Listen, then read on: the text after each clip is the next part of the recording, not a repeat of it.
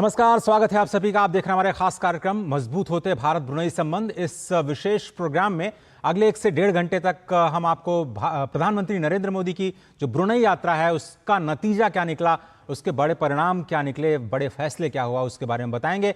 और आपको बताएं कि प्रधानमंत्री नरेंद्र मोदी, जैसा कि आप जानते हैं, इस वक्त ब्रुनेई की यात्रा पर हैं और ब्रुनेई दौरे के दूसरे दिन आज प्रधानमंत्री मोदी और ब्रुनेई के सुल्तान के बीच प्रतिनिधि मंडल स्तर की वार्ता होगी। ध्यान रहे, ये पहली बार है जब भारत और ब्रुनेई प्रतिनिधि मंडल स्तर की वार्ता कर रहे हैं और द्विपक्षीय यात्रा के तौर पर इसीलिए इसे ऐतिहासिक कहा जा रहा है। इस दौरान दोनों देशों के बीच कई समझौते ज्ञापन पर हस्ताक्षर होंगे और आदान प्रदान भी किया जाएगा।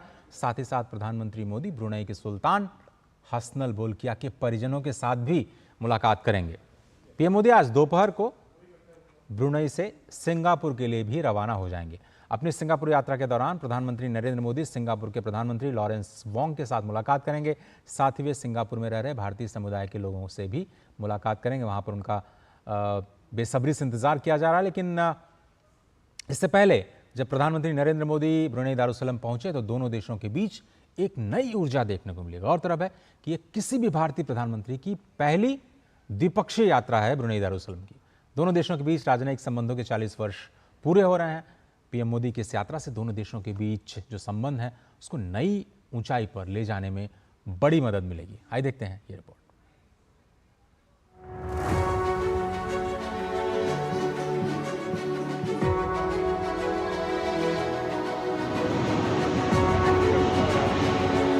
ब्रुनेई के साथ भारत के द्विपक्षीय संबंधों के अहम 40 साल और पहली बार किसी भी भारतीय प्रधानमंत्री की द्विपक्षीय यात्रा। एयरपोर्ट पहुंचने पर प्रधानमंत्री की अगवानी की क्राउन प्रिंस हाजी अल मुत्ताही बिल्लाह ने। एयरपोर्ट पर ही प्रधानमंत्री नरेंद्र मोदी का औपचारिक स्वागत किया गया।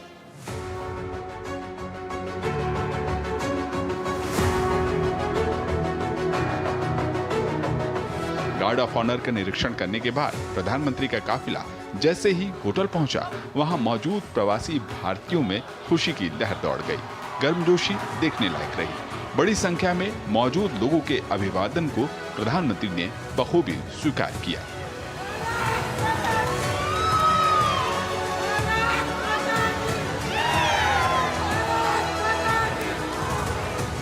बहुत अच्छा लगा। आते ही उन्होंने बच्चों के पेंटिंग को देखा, बहुत ही सराहाया और उनको उन्होंने हस्ताक्षर दिया है।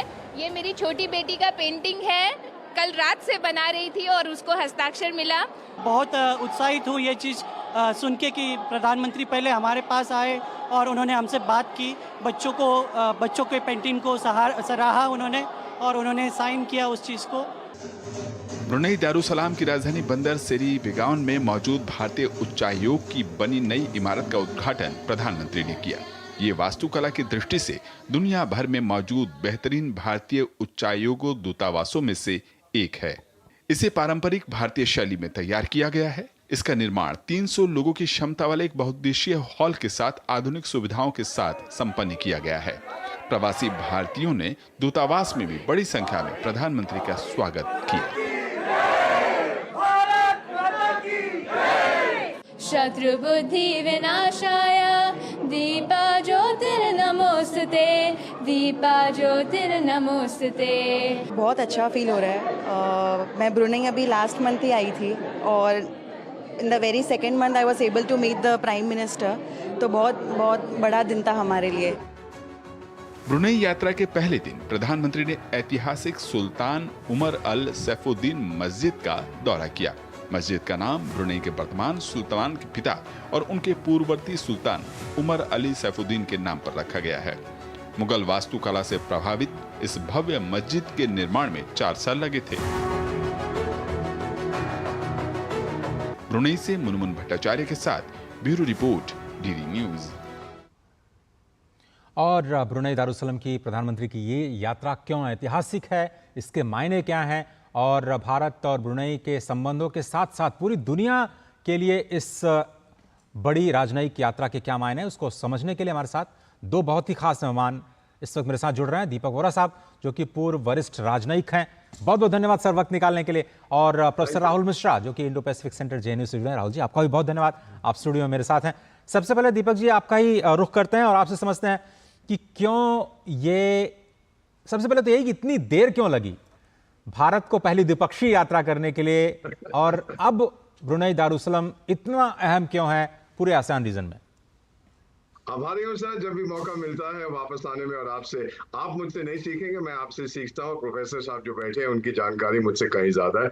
ऑलवेज अ प्लेजर कि मैं अपनी माँ के पास लौटता हूँ जिसका नाम दूरदर्शन है। शुरुआत टेलीविजन की मैंने यहीं से की थी, आपका तो जन्म भी नहीं हुआ था। एक मजेदार पर्सनल चीज मैं बताना चाहता हूँ सर। 1994 से 97 मैं आपका डेप्यूटी हाई कमिश्नर था कुआलालंपुर में, मलेशिया में, और उसी टाइम पे सेम इयर्स 94, 95, 96, 97 में हमारे उच्चायुक्त जो थे ब्रुनेई दारुसलाम में, वो मेरी पत्नी के कजन हैं, महाराजा भिवानी सिंह जयपुर के। तो हमें मौका मिला था वहां जाने का, और मैं इतना कह सकता हूं सर कि उस समय भी जो गर्मजोशी हमने देखी थी फॉर भारत, फॉर इंडिया, बहुत काबिल तारीफ थी। बहुत अच्छा लगता था जहां उनको पता लगता था कि भारत से हैं, आर यू इन इंडिया, और मैं मलय भाषा बोलता हूं, तो हमें कहते थे कि वेलकम वेलकम, सलामत दतांग, कि आइए आइए। बहुत अच्छा लगता था। एक चीज आपको बताता हूं कि आपने कहा द्विपक्षीय पहली विजिट है, 40 साल हो गए उसकी आजादी को, ब्रुनेई दारुसलाम की, जब ब्रिटिश लोगों ने वहां बेईमानी करके वो चले गए थे वहां से। डॉक्टर मनमोहन सिंह, अगर मुझे याद है तो मेरे ख्याल 2013 में एक आसियान समिट के लिए गए थे, लेकिन बायलैटरली ये पहली विजिट है। अहमियत इसकी क्या है? एक चीज ये देख लीजिएगा सर कि ब्रुनेई के पास ढेर सारा तेल है, ढेर सारी गैस है, और पर कैपिटा इनकम उनकी बहुत ऊंची है। आज शायद 6 मोनार्कीज बची हैं दुनिया में, जहां पर जो शहनशाह है, जो बादशाह है, जो राजा है, एब्सोल्यूट पावर, हर कुछ जो है ब्रुनेई में, सब कुछ, सारा तेल देश का नहीं है, उसकी पर्सनल प्रॉपर्टी है, ऐसा उनके संविधान में है। माने ना माने ये लिखा हुआ है वहां पर। तो ये चीज है कि अगर हम ग्लोबल साउथ जो हम कहते हैं, अगर हम अपने आप को एक विश्व मित्र, विश्व बंधु, विश्व गुरु, चलिए कुछ लोग कहते हैं, बनना चाहते हैं, तो हम ब्रुनेई जैसे देशों को हम भूल नहीं सकते, भले ही बहुत छोटा सा देश है, मेरा ख्याल 4 लाख की उसकी आबादी है। ये पहली बहुत महत्वपूर्ण चीज है कि टाइगर, हम आपको भी याद रखते हैं, हम सिर्फ बड़े देशों से बात नहीं करते आपके पास। दूसरा, हमारी जो एक्ट ईस्ट पॉलिसी है कि आप पूरब को देखो, इंडो पैसिफिक विजन जो है, ब्रुनेई उसका एक बहुत अहम हिस्सा है, आसियान का मेंबर है, बल्कि कोऑर्डिनेटर था आसियान में कुछ सालों के लिए। भारत के साथ जो आसियान के संबंध थे वो ब्रुनेई से देखता था। और तीसरी चीज जो बहुत अहम है सर मेरे मानने में, इस्लामिक देशों की जो आउटरीच है भारत की, वो प्राइम मिनिस्टर नरेंद्र मोदी ने जो शुरू की थी, उसका एक हिस्सा है ये विजिट टू ब्रुनेई। आप जानते हैं सर, और प्रोफेसर साहब भी इसको याद रखेंगे, कि जब अब मैं बात कर रहा हूं 20 साल पहले की, जब भी हम कुछ करते थे, पहले ये सोचते थे कि भाई हमारा जो पड़ोसी आतंकिस्तान, जो भी उसका नाम है, कि क्या होगा, और ये मुस्लिम देश क्या करेंगे, क्या करेंगे। और जब से प्राइम मिनिस्टर नरेंद्र मोदी ने आउटरीच किया सर, मैं हैरान हो जाता हूं, जिस देश में जाते हैं वहां के जो लीडर्स हैं अपने सबसे बड़े राष्ट्रीय सम्मान प्राइम मिनिस्टर नरेंद्र मोदी को देते, भारत को देते। तो इसी में संदर्भ में देखनी चाहिए ये visit. Prime minister is going to renew हमारी जो रिलेशनशिप है। और सर, मैं जानता नहीं हूं कि प्राइम मिनिस्टर भी जब मीटिंग होगी, I will not be surprise, और ये मुझे कोई मानने के कोई आधार नहीं है जो मैं कहने जा रहा हूं, I will not be surprise अगर सबसे बड़ा ब्रुनेई का सम्मान प्राइम मिनिस्टर नरेंद्र मोदी को। चलिए, आपको उम्मीद है कि वहां का सबसे बड़ा सम्मान पीएम मोदी को दिया जा सकता है, लेकिन ये बहुत ही महत्वपूर्ण है राहुल जी, ये जो दौरा हो रहा है, और जिस तरह से मिस्टर वोरा बता रहे थे कि पहली बार ये द्विपक्षीय संबंधों के लिए एक बहुत बड़ा वक्त है, लेकिन पूरे आसियान क्षेत्र में, आसियान को सबसे पहले अगर मैं आपसे समझना चाहूँ, भारत की क्यों ज़रूरत है, और पूरे आसियान क्षेत्र में ब्रुनेई दारुसलाम को भारत की क्यों ज़रूरत है, और क्यों प्रधानमंत्री का इतना बेसब्री से वहाँ इंतज़ार किया जा रहा था, इतना बड़े स्तर पर खुद क्राउन प्रिंस ने वहाँ जाकर के उनका राजनयिक सम्मान किया। देखिए, आसियान जो 10 देशों का समूह है, अब म्यांमार उसका हिस्सा अभी नहीं है, लेकिन आइडियली 10 देशों का जो समूह है, उसके लिए भारत आर्थिक तौर पे, सामरिक तौर पे, संस्कृति और पीपल टू पीपल कनेक्ट के मामलों में, हर क्षेत्र में हम देखते हैं कि आसियान के लिए भारत एक सेंट्रल पोजीशन रखता है। चीन और भारत आसियान के लिए सबसे महत्वपूर्ण देश हैं। भारत ज़्यादा, क्योंकि चीन को बैलेंस करने के लिए, चीन की जो आक्रामक अप्रोच है दक्षिण चीन सागर को लेकर के, या दूसरे देशों के साथ जो उसके सीमा संबंधी विवाद हैं उनको, या बेल्ट एंड रोड इनिशिएटिव को देखिए, तो उन सभी मसलों में भारत एक बैलेंसर के तौर पे उभर के सामने आता है, और इसलिए भारत की बहुत महत्वपूर्ण भूमिका। दूसरी ये चीज़ है कि दक्षिण पूर्व एशिया में, ख़ास तौर पे मलेशिया में, सबसे ज़्यादा प्रवासी भारतीयों का गढ़ है वो, और अमेरिका और यूएई के साथ तीन ये बड़े देश हैं जहाँ पे प्रवासी भारतीय एनआरआईज पीआईओज हैं, और इंडियंस जो हैं एक्सपैट्स वो सबसे ज़्यादा संख्या में दक्षिण पूर्व एशिया में है। तो इसलिए आसियान के लिए भारत बहुत इम्पोर्टेंट है। ये साल 2024 इसलिए भी बहुत महत्वपूर्ण है क्योंकि इस साल हम 10 साल पूरे कर रहे हैं भारत की एक्ट ईस्ट पॉलिसी के, और मुझे लगता है कि मोदी जी का ये एक बार फिर एक मास्टर स्ट्रोक है कि ये वो एक देश बचा हुआ था जो उनके जिक्सा पजल में ये देश जाना बाकी रह गया था। तो मुझे पूरी उम्मीद है कि इस विजिट से कोई बड़ा महत्वपूर्ण एमओयू सामने आएगा। जहाँ तक ब्रुनेई का सवाल है, जैसा कि आपकी रिपोर्ट में भी कहा गया कि ब्रुनेई इतना छोटा देश है कि लोग उसे नज़रअंदाज कर देते हैं। ऐसा नहीं है कि भारत ने इसको नज़रअंदाज किया था, लेकिन द्विपक्षीय स्टेट विजिट के लेवल पे ये पहली यात्रा है, और ये दर्शाती है कि भारत ब्रुनेई को इतनी इम्पोर्टेंस क्यों दे रहा है। ब्रुनेई के लिए भारत इम्पोर्टेंट बहुत ज़्यादा महत्वपूर्ण है इसलिए क्योंकि पहला भारत उसके सबसे महत्वपूर्ण तेल आयातक देशों में है, और भारत इस वक्त हम एनर्जी डिप्लोमेसी के दौर में हैं, जब भारत पूरी दुनिया से इस क्राइसिस के वक्त में, चाहे वो रूस हो, चाहे वो यूक्रेन के साथ संबंध हो, चाहे वो गल्फ़ के देश हों, सभी के साथ एनर्जी डिप्लोमेसी में हम कैसे अपनी एनर्जी सिक्योरिटी को मैक्सिमाइज कर सकें वो हम देखते हैं। तो इस कॉन्टेक्स्ट में ब्रुनेई और भारत के संबंध बहुत महत्वपूर्ण हो जाते हैं। और बिल्कुल सही कहा, और चूँकि आप भी कोलालमपुर में काम कर चुके हैं और हमारे डिप्लोमेट साहब तो रहे ही हैं वहाँ कोलालमपुर में। सर, ब्रुनेई और भारत के जो संबंध हैं वो वाया मलेशिया, वाया सिंगापुर होते हुए जो जा रहे थे, अब मुझे लगता है कि एक डायरेक्ट कनेक्ट बनने जा रहा है कि भाई मैं भारत आपके साथ सीधे तौर पर बात करना चाहता हूँ, चाहे वो ऑयल कनेक्टिविटी की बात हो या फिर डिफेंस टाइज की बात हो। पर इस बार मुझे लगता है कि डिफेंस स्ट्रैटेजी या डिफेंस की जो रक्षा क्षेत्र में जो सहयोग है उसके लिए शायद ये द्विपक्षीय वार्ता जो इस वक्त अभी हो रही है वो शायद सबसे बड़ा जो महत्वपूर्ण पहलू है वो इसी क्षेत्र में निकल करके आने वाला अब से थोड़ी देर में। दिल से अगर कहूं तो यू आर ब्रिलियंट। जो एनालिसिस आपने किया है वो और कोई नहीं कर सकता। Absolutely outstanding. अभी मैं प्रोफेसर साहब की बात सुन रहा था कि चाइना और भारत जो है आसियान के उनके संबंध हैं, वो मलेशिया के भूतपूर्व प्रधानमंत्री थे, अब शायद 100 साल के होने वाले हैं, थोड़ा दिमाग कमजोर हो गया, महातिर मोहम्मद, उन्होंने कहा था कि ये दो पंख हैं, हवाई जहाज आसियान है और उसके विंग्स हैं चाइना और भारत। चाइना का विंग तो अब बहुत कमजोर हो गया, गिर पड़ा है, क्योंकि जितने आसियान के देश हैं अधिकांश देशों के साथ टेरिटोरियल डिस्प्यूट है चाइना के साथ, भारत के साथ किसी की कोई टेरिटोरियल डिस्प्यूट नहीं है। इसलिए आसियान भी अभी ये समझ गया है कि हमारा असली मित्र भारत है। ये बिल्कुल सही है कि डायरेक्टली अब हम डील कर रहे हैं ब्रुनेई के साथ, तेल है उनके पास, I don't know if we are buying, हमारी ट्रेड ज्यादा नहीं है, 100 मिलियन या 200 मिलियन के आसपास की ट्रेड है, 14,000 भारतीय समुदाय के लोग वहां रहते हैं। Sir give me 1 more minute, एक मजेदार कहानी आपको बताना चाहता हूं कि 19वीं शताब्दी में, इससे पहले कि ब्रुनेई आजाद हुआ, वहां के लोगों ने बादशाह के अगेंस्ट एक बगावत की थी। तो एक ब्रिटिश आर्मी ऑफिसर था, मेरा ख्याल उसका नाम जो मुझे पता है जेम्स ब्रुक, तो उसने मदद की और उन्होंने ये जो लोग बगावत कर रहे थे उनको ठोक दिया था। और फिर ब्रुनेई के राजा ने जेम्स ब्रुक को कुचिंग नाम का एक एरिया है जो अभी मलेशिया में, उसको दिया सारावाक में दान में, और वहां पर उन्होंने अपनी हुकूमत बनाई। उन्हें कहते थे द व्हाइट राजा, और सारावाक 100 साल तक सफेद राजा घूम रहे थे वहां पर। बड़ी मजेदार कहानी है। और एक चीज और, जो नाम है ना ब्रुनेई, कहते हैं, मुझे ये शहंशाह ने खुद बताया था कि वो संस्कृत शब्द वरुण से आता है, जिसका मतलब होता है जो लोग समुद्र में जाते हैं। अब सही है कि नहीं, this is what he told me. उनकी बहुत इज्जत। What a fine person sir. मैं आपको बताता हूँ, ब्रुनेई के लोग उनसे बहुत खुश हैं, कुछ हद तक तो डरते भी हैं, क्योंकि शारिया लॉ वहां पे है, आप सिगरेट नहीं ले जा सकते, शराब नहीं पी सकते, एक्सेट्रा, लेकिन दिल उनके बहुत बड़े हैं। मैं कभी भी रेस्टोरेंट में, मेरे साथ कई बार हुआ, भोजन खा रहा होता था, बेटे से कहता भाई मेरा बिल लाओ, कहते नहीं, जो साथ वाली टेबल पर बैठे उनको मालूम है आप भारतवासी हैं, उन्होंने आपका बिल दे दिया।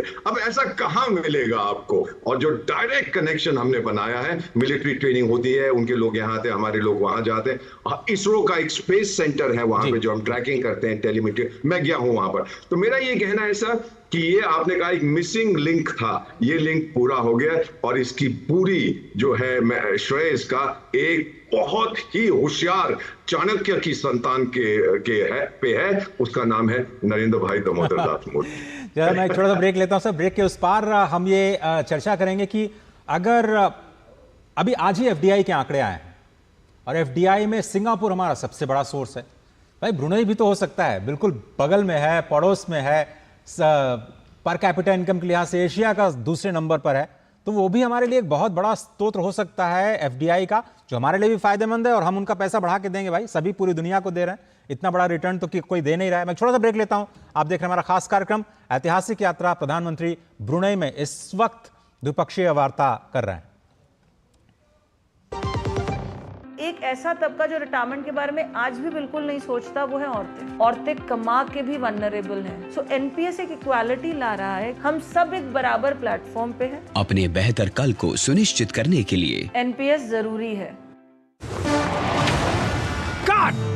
सुरक्षा की गारंटी हर चीज में जरूरी है, चाहे वो मुश्किल स्टंट हो या अच्छी फसल। इसलिए ले आइए IIL के ट्रैक्टर ब्रांड का शिनबा, जो देता है सुंडी और ट्रिप से सुरक्षा की गारंटी। बात जब पीढ़ियों के लिए बनने वाले घर की हो तो जिम्मेदारी बड़ी हो जाती है। गैलेंट समझता है ये जिम्मेदारी। अब डबल M रिब्स के साथ गैलेंट एडवांस TMT रीबार, निर्माण का रियल हीरो। स्वागत है आप सभी का। भारत और ब्रुनेई के जो राजनयिक संबंध है द्विपक्षीय अब होने जा रहे हैं, और जब हम द्विपक्षीय बात करते हैं तो प्रधानमंत्री नरेंद्र मोदी कहते हैं कि हम किसी को आंख दिखाना नहीं चाहते, हम किसी से आंख नीचे करके बात नहीं करना चाहते, हम आंखों में आंखें डाल करके बात करते हैं। तो मिश्रा जी, अगर हम ब्रुनेई से कहें कि भाई आप तो इतना ज़्यादा रिसोर्सेज आपके पास हैं, हाइड्रोकार्बन क्षेत्र की हमें बहुत ज़रूरत है, हमें कैपिटल की बहुत ज़रूरत है, दोनों ही चीज़ें आपके पास है, आप हमारे यहाँ आइए, इन्वेस्ट कीजिए और हम आपको कई गुना करके देंगे जो आपके देश को चाहिए। मुझे लगता है इसकी शुरुआत होने जा रही है। बिल्कुल, मुझे लगता है कि ऊर्जा क्षेत्र में इसकी बहुत बड़ी संभावना है, क्योंकि ब्रुनेई ऑयल और गैस प्रोड्यूसिंग कंट्रीज़ में सबसे इम्पॉर्टेंट देशों में से एक है, ख़ास तौर से इंडो पैसिफिक क्षेत्र में। सो मुझे लगता है वो एक बहुत बड़ा एरिया हो सकता है। न सिर्फ ब्रुनेई का इन्वेस्टमेंट भारत आ सकता है, बल्कि भारत भी ब्रुनेई में बहुत अच्छी तरह इन्वेस्ट कर सकता है, ख़ास तौर से ऑयल प्रोसेसिंग के क्षेत्र में। तो एक वो बहुत बड़ा सेक्टर है, मुझे लगता है उसमें कहीं ना कहीं बड़ी संभावना दिख रही है, और शायद कोई MOU भी सामने आए प्रधानमंत्री जी की विजिट के बाद। दूसरा मुझे लगता है कि एक बड़ा क्षेत्र हो सकता है रक्षा का, क्योंकि ब्रुनेई एक छोटा देश है, उसकी रक्षा की ज़रूरतें सीमित हैं, लेकिन इसके बावजूद रक्षा की ज़रूरतें तो हैं, क्योंकि चीन से खतरा है। तो उसको मद्देनज़र रखते हुए, और मुझे लगता है भारत की जो अभी पिछले 10 सालों में, ख़ास तौर से पिछले 4-5 सालों में जो एक नई प्रोएक्टिव अप्रोच हुई है कि हम रक्षा के उपकरण अपने मित्र देशों को दक्षिण पूर्व एशिया में, इंडो पैसिफिक क्षेत्र में बेचें या उनके साथ साझा करें, वो एक बहुत महत्वपूर्ण क्षेत्र है। और ख़ास तौर पे दक्षिण पूर्व एशिया में हम देख रहे हैं कि इंडोनेशिया को बहुत इसमें अचानक बहुत दिलचस्पी हुई है। फिलीपींस के साथ ब्रह्मोस पे हमारा एग्रीमेंट हो गया है और हम सप्लाई कर रहे हैं ब्रह्मोस। वियतनाम के साथ रक्षा संबंध बहुत मजबूत है। तो मुझे लगता है कि रक्षा क्षेत्र में ब्रुनेई और भारत के संबंध बहुत महत्वपूर्ण हो सकते हैं। इसमें एक ऑप्शन ये भी है कि हम बजाय सीधे व्यापार करने के हम लाइन ऑफ क्रेडिट एक्सटेंड करें, जिसके तहत भारत सस्ती दरों पे एक लंबा समय लेकर के ब्रुनेई को ये उपकरण बेचे। वैसे ब्रुनेई इतना अमीर देश है कि उनके लिए पैसा समस्या नहीं है, उनके लिए एक एमिकेबल एग्रीमेंट पे आना बहुत ज़रूरी है। तो मुझे लगता है कि डिफेंस और एनर्जी सेक्टर वो दो सेक्टर्स हैं जिसमें इन्वेस्टमेंट की संभावनाएं बहुत ज़्यादा हैं, जिसमें व्यापार की संभावनाएं भी बहुत ज़्यादा है। दीपक वोरा साहब, अब आते हैं थोड़ा सा पीपल टू पीपल कनेक्ट को लेकर के, क्योंकि ये नीतियों का तो समर्थन, चाहे वो एक्टिस्ट पॉलिसी हो या फिर लुकिस्ट पॉलिसी हो, उसका समर्थन तो हमें ब्रुनेई से मिल रहा है। पर ब्रुनेई में जो भारतीय समुदाय हैं, ख़ासतौर पर मेडिकल और IT क्षेत्र में बहुत इज्जत है उनकी। और मुझे भी मौका मिला था पूर्व प्रधानमंत्री मनमोहन सिंह जी के साथ जब आसियान समिट हुआ था तो वहाँ पर जाने का, और जो मेरा इंटरेक्शन हुआ वहाँ के भारतीय समुदाय के साथ में, टेक्सटाइल सेक्टर में, मेडिकल सेक्टर में बहुत बेहतरीन काम कर रहे हैं और वहाँ के अस्पतालों की तो रीढ़ माने जाते हैं।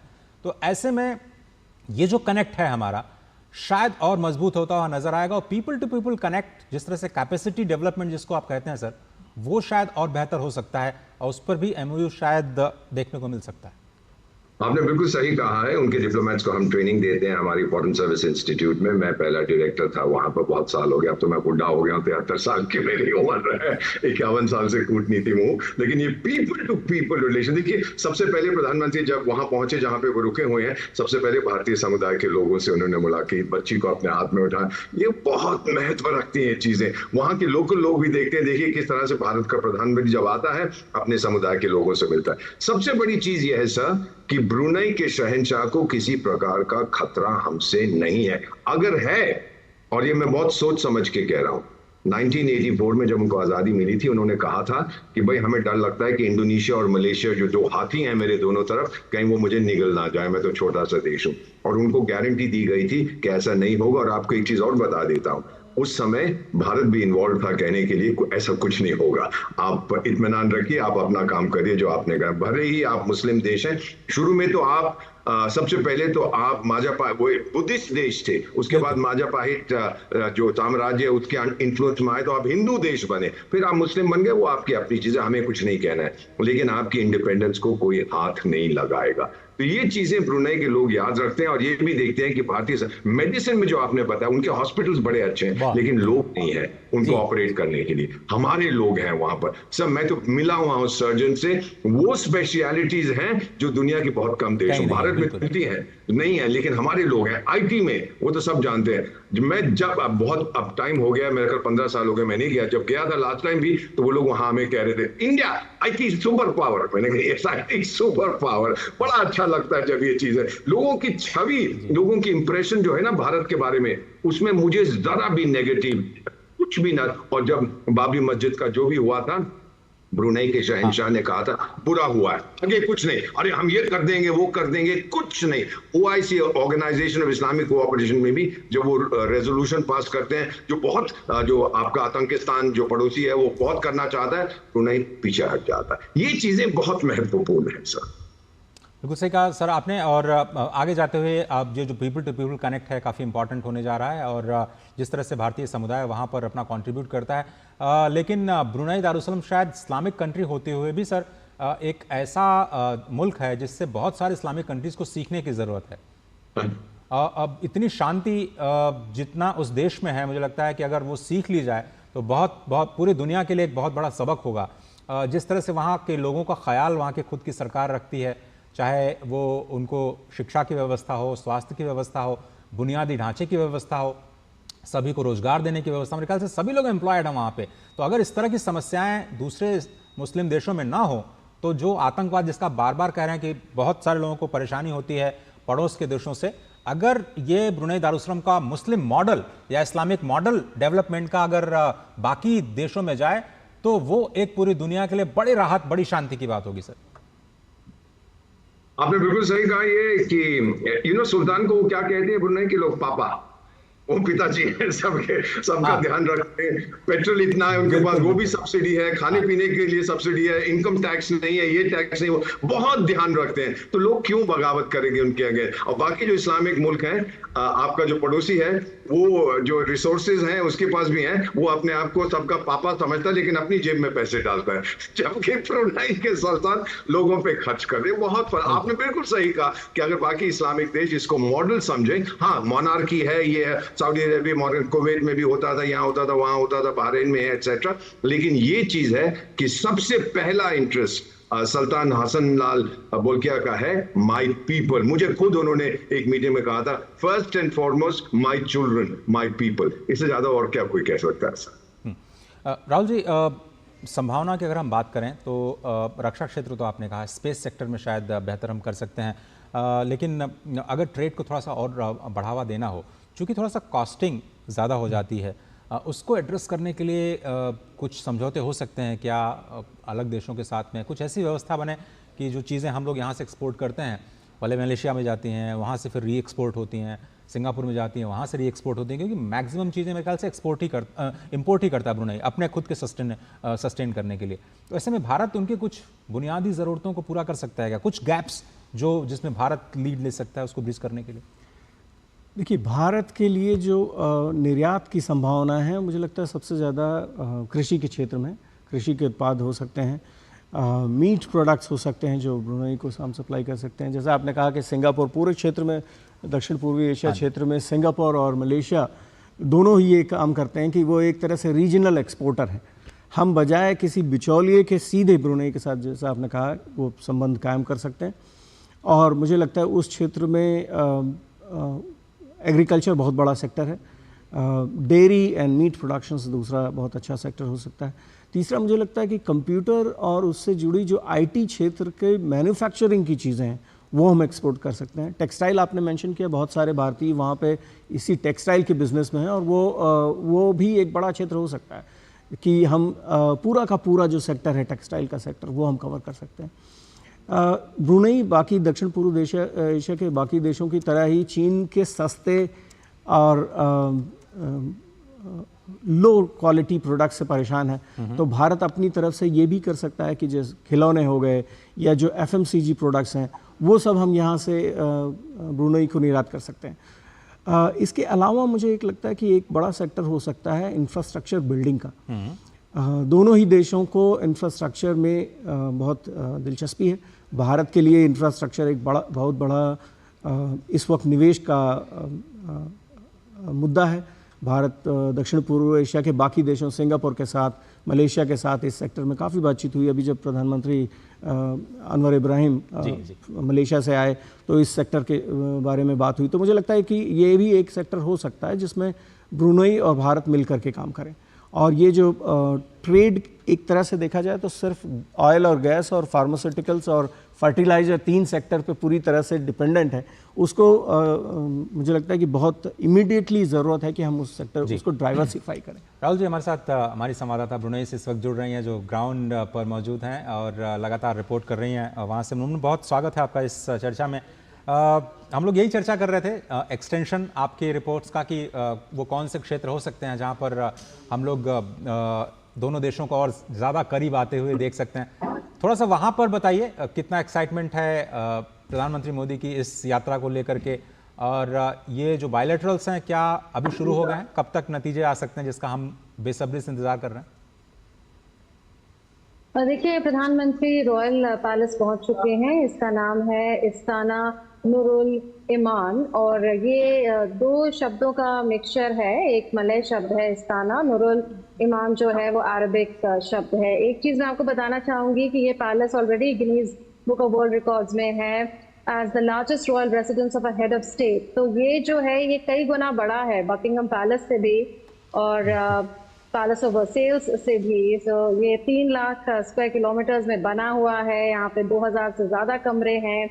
यहाँ पर हिज मैजेस्टी का ऑडियंस होगा और उनके जो बहुत क्लोज फैमिली मेंबर्स हैं वो भी मिलेंगे प्रधानमंत्री से और एक बैंक्वेट लंच होस्ट करेंगे मैजेस्टी प्रधानमंत्री के ऑनर में। और उसके बाद हम देखेंगे MOU साइन होंगे और एक्सचेंज होंगे दोनों साइड में। ये करीबन 2.5 घंटे का पूरा कार्यक्रम होना चाहिए। प्रधानमंत्री वहाँ पर हैं और सिलसिला बातचीतों का चल रहा है। डेलीगेशन लेवल टॉक्स भी हैं, बायलैटरल टॉक्स भी हैं। स्कोप बहुत है अगर हम एग्जिस्टिंग एरियाज ऑफ कोऑपरेशन की बात करें या नए एरियाज ऑफ कोऑपरेशन की बात करें, क्योंकि जैसा हम बता रहे हैं सबको, ये पहली द्विपक्षीय यात्रा है किसी भी भारत के प्रधानमंत्री की। डॉक्टर मनमोहन सिंह 2013 में गए थे लेकिन वो मल्टीलैटरल समिट के लिए था, वो इंडिया आसियान समिट और ईस्ट एशिया समिट के लिए था। तो इतना समय लगा है पहली द्विपक्षीय यात्रा प्रधानमंत्री भारत के प्रधानमंत्री की होने में। और ये भी दिखाता है कि काफ़ी पोटेंशियल है इस रिलेशनशिप में, चाहे वो बायलैटरल हो, चाहे वो मल्टीलैटरल हो, चाहे वो रीजनल हो, क्योंकि ये इंडो पैसिफिक का भी क्षेत्र है। अगर हम स्पेसिफिक डिलिवरेबल्स की बात करें तो सैन्य संबंध जो हैं वो काफ़ी समय से प्रगाढ़ हो रहे हैं। 2006 से सिलसिला चल रहा है। भारत की नौसेना जहाज और कोस्ट गार्ड शिप्स का यहाँ पर आना, ब्रुनियन शोर्स में आना, और ब्रुनेई की भी नेवल शिप्स मिलन 2012 में अंडमान में उन्होंने शिरकत की थी। एक मल्टीलैटरल नेवल एक्सरसाइज है और उसके बाद 2014 में भी मुंबई शोर्स में आई। तो ये सिलसिला चलता आ रहा है। यहाँ पे जैसे मैंने पहले भी कहा, एक अपॉर्चुनिटी होती है एक्सचेंज ऑफ बेस्ट प्रैक्टिसेस की, ट्रेनिंग की भी अगर ज़रूरत हो। इनफैक्ट जो लास्ट विजिट हुई है शिप की, नेवल शिप की INS किल्टन, उसमें उन्होंने ना सिर्फ ब्रुनेई रॉयल नेवी के पर्सनल को आने के लिए निमंत्रित किया, लेकिन यहाँ भारतीय समाज के जो लोग हैं, जो भारतीय मूल के लोग हैं, उनको भी निमंत्रण किया आने के लिए। तो ये बेसिकली एक स्ट्रेटेजिक म्यूचुअल ट्रस्ट की भी बात है, इसमें एक पीपल टू पीपल कनेक्ट भी है और उसके अलावा जॉइंट एक्सरसाइजेस भी हैं। मई 2013 में भारत ने एक inaugural India ASEAN maritime exercise को को-होस्ट किया था साउथ चाइना सी में। तो इसमें 7 देशों ने शिरकत की थी, जिसमें से ब्रुनेई दारुसलाम भी एक देश है। आप जानते हैं कि भारत की कूटनीति में जो इंडो पैसिफिक क्षेत्र है ये बहुत ही ज़्यादा महत्वपूर्ण है। यहाँ पे जो ब्रुनेई दारुसलाम है ये दक्षिण चीन सागर यानी साउथ चाइना सी से लगा हुआ है।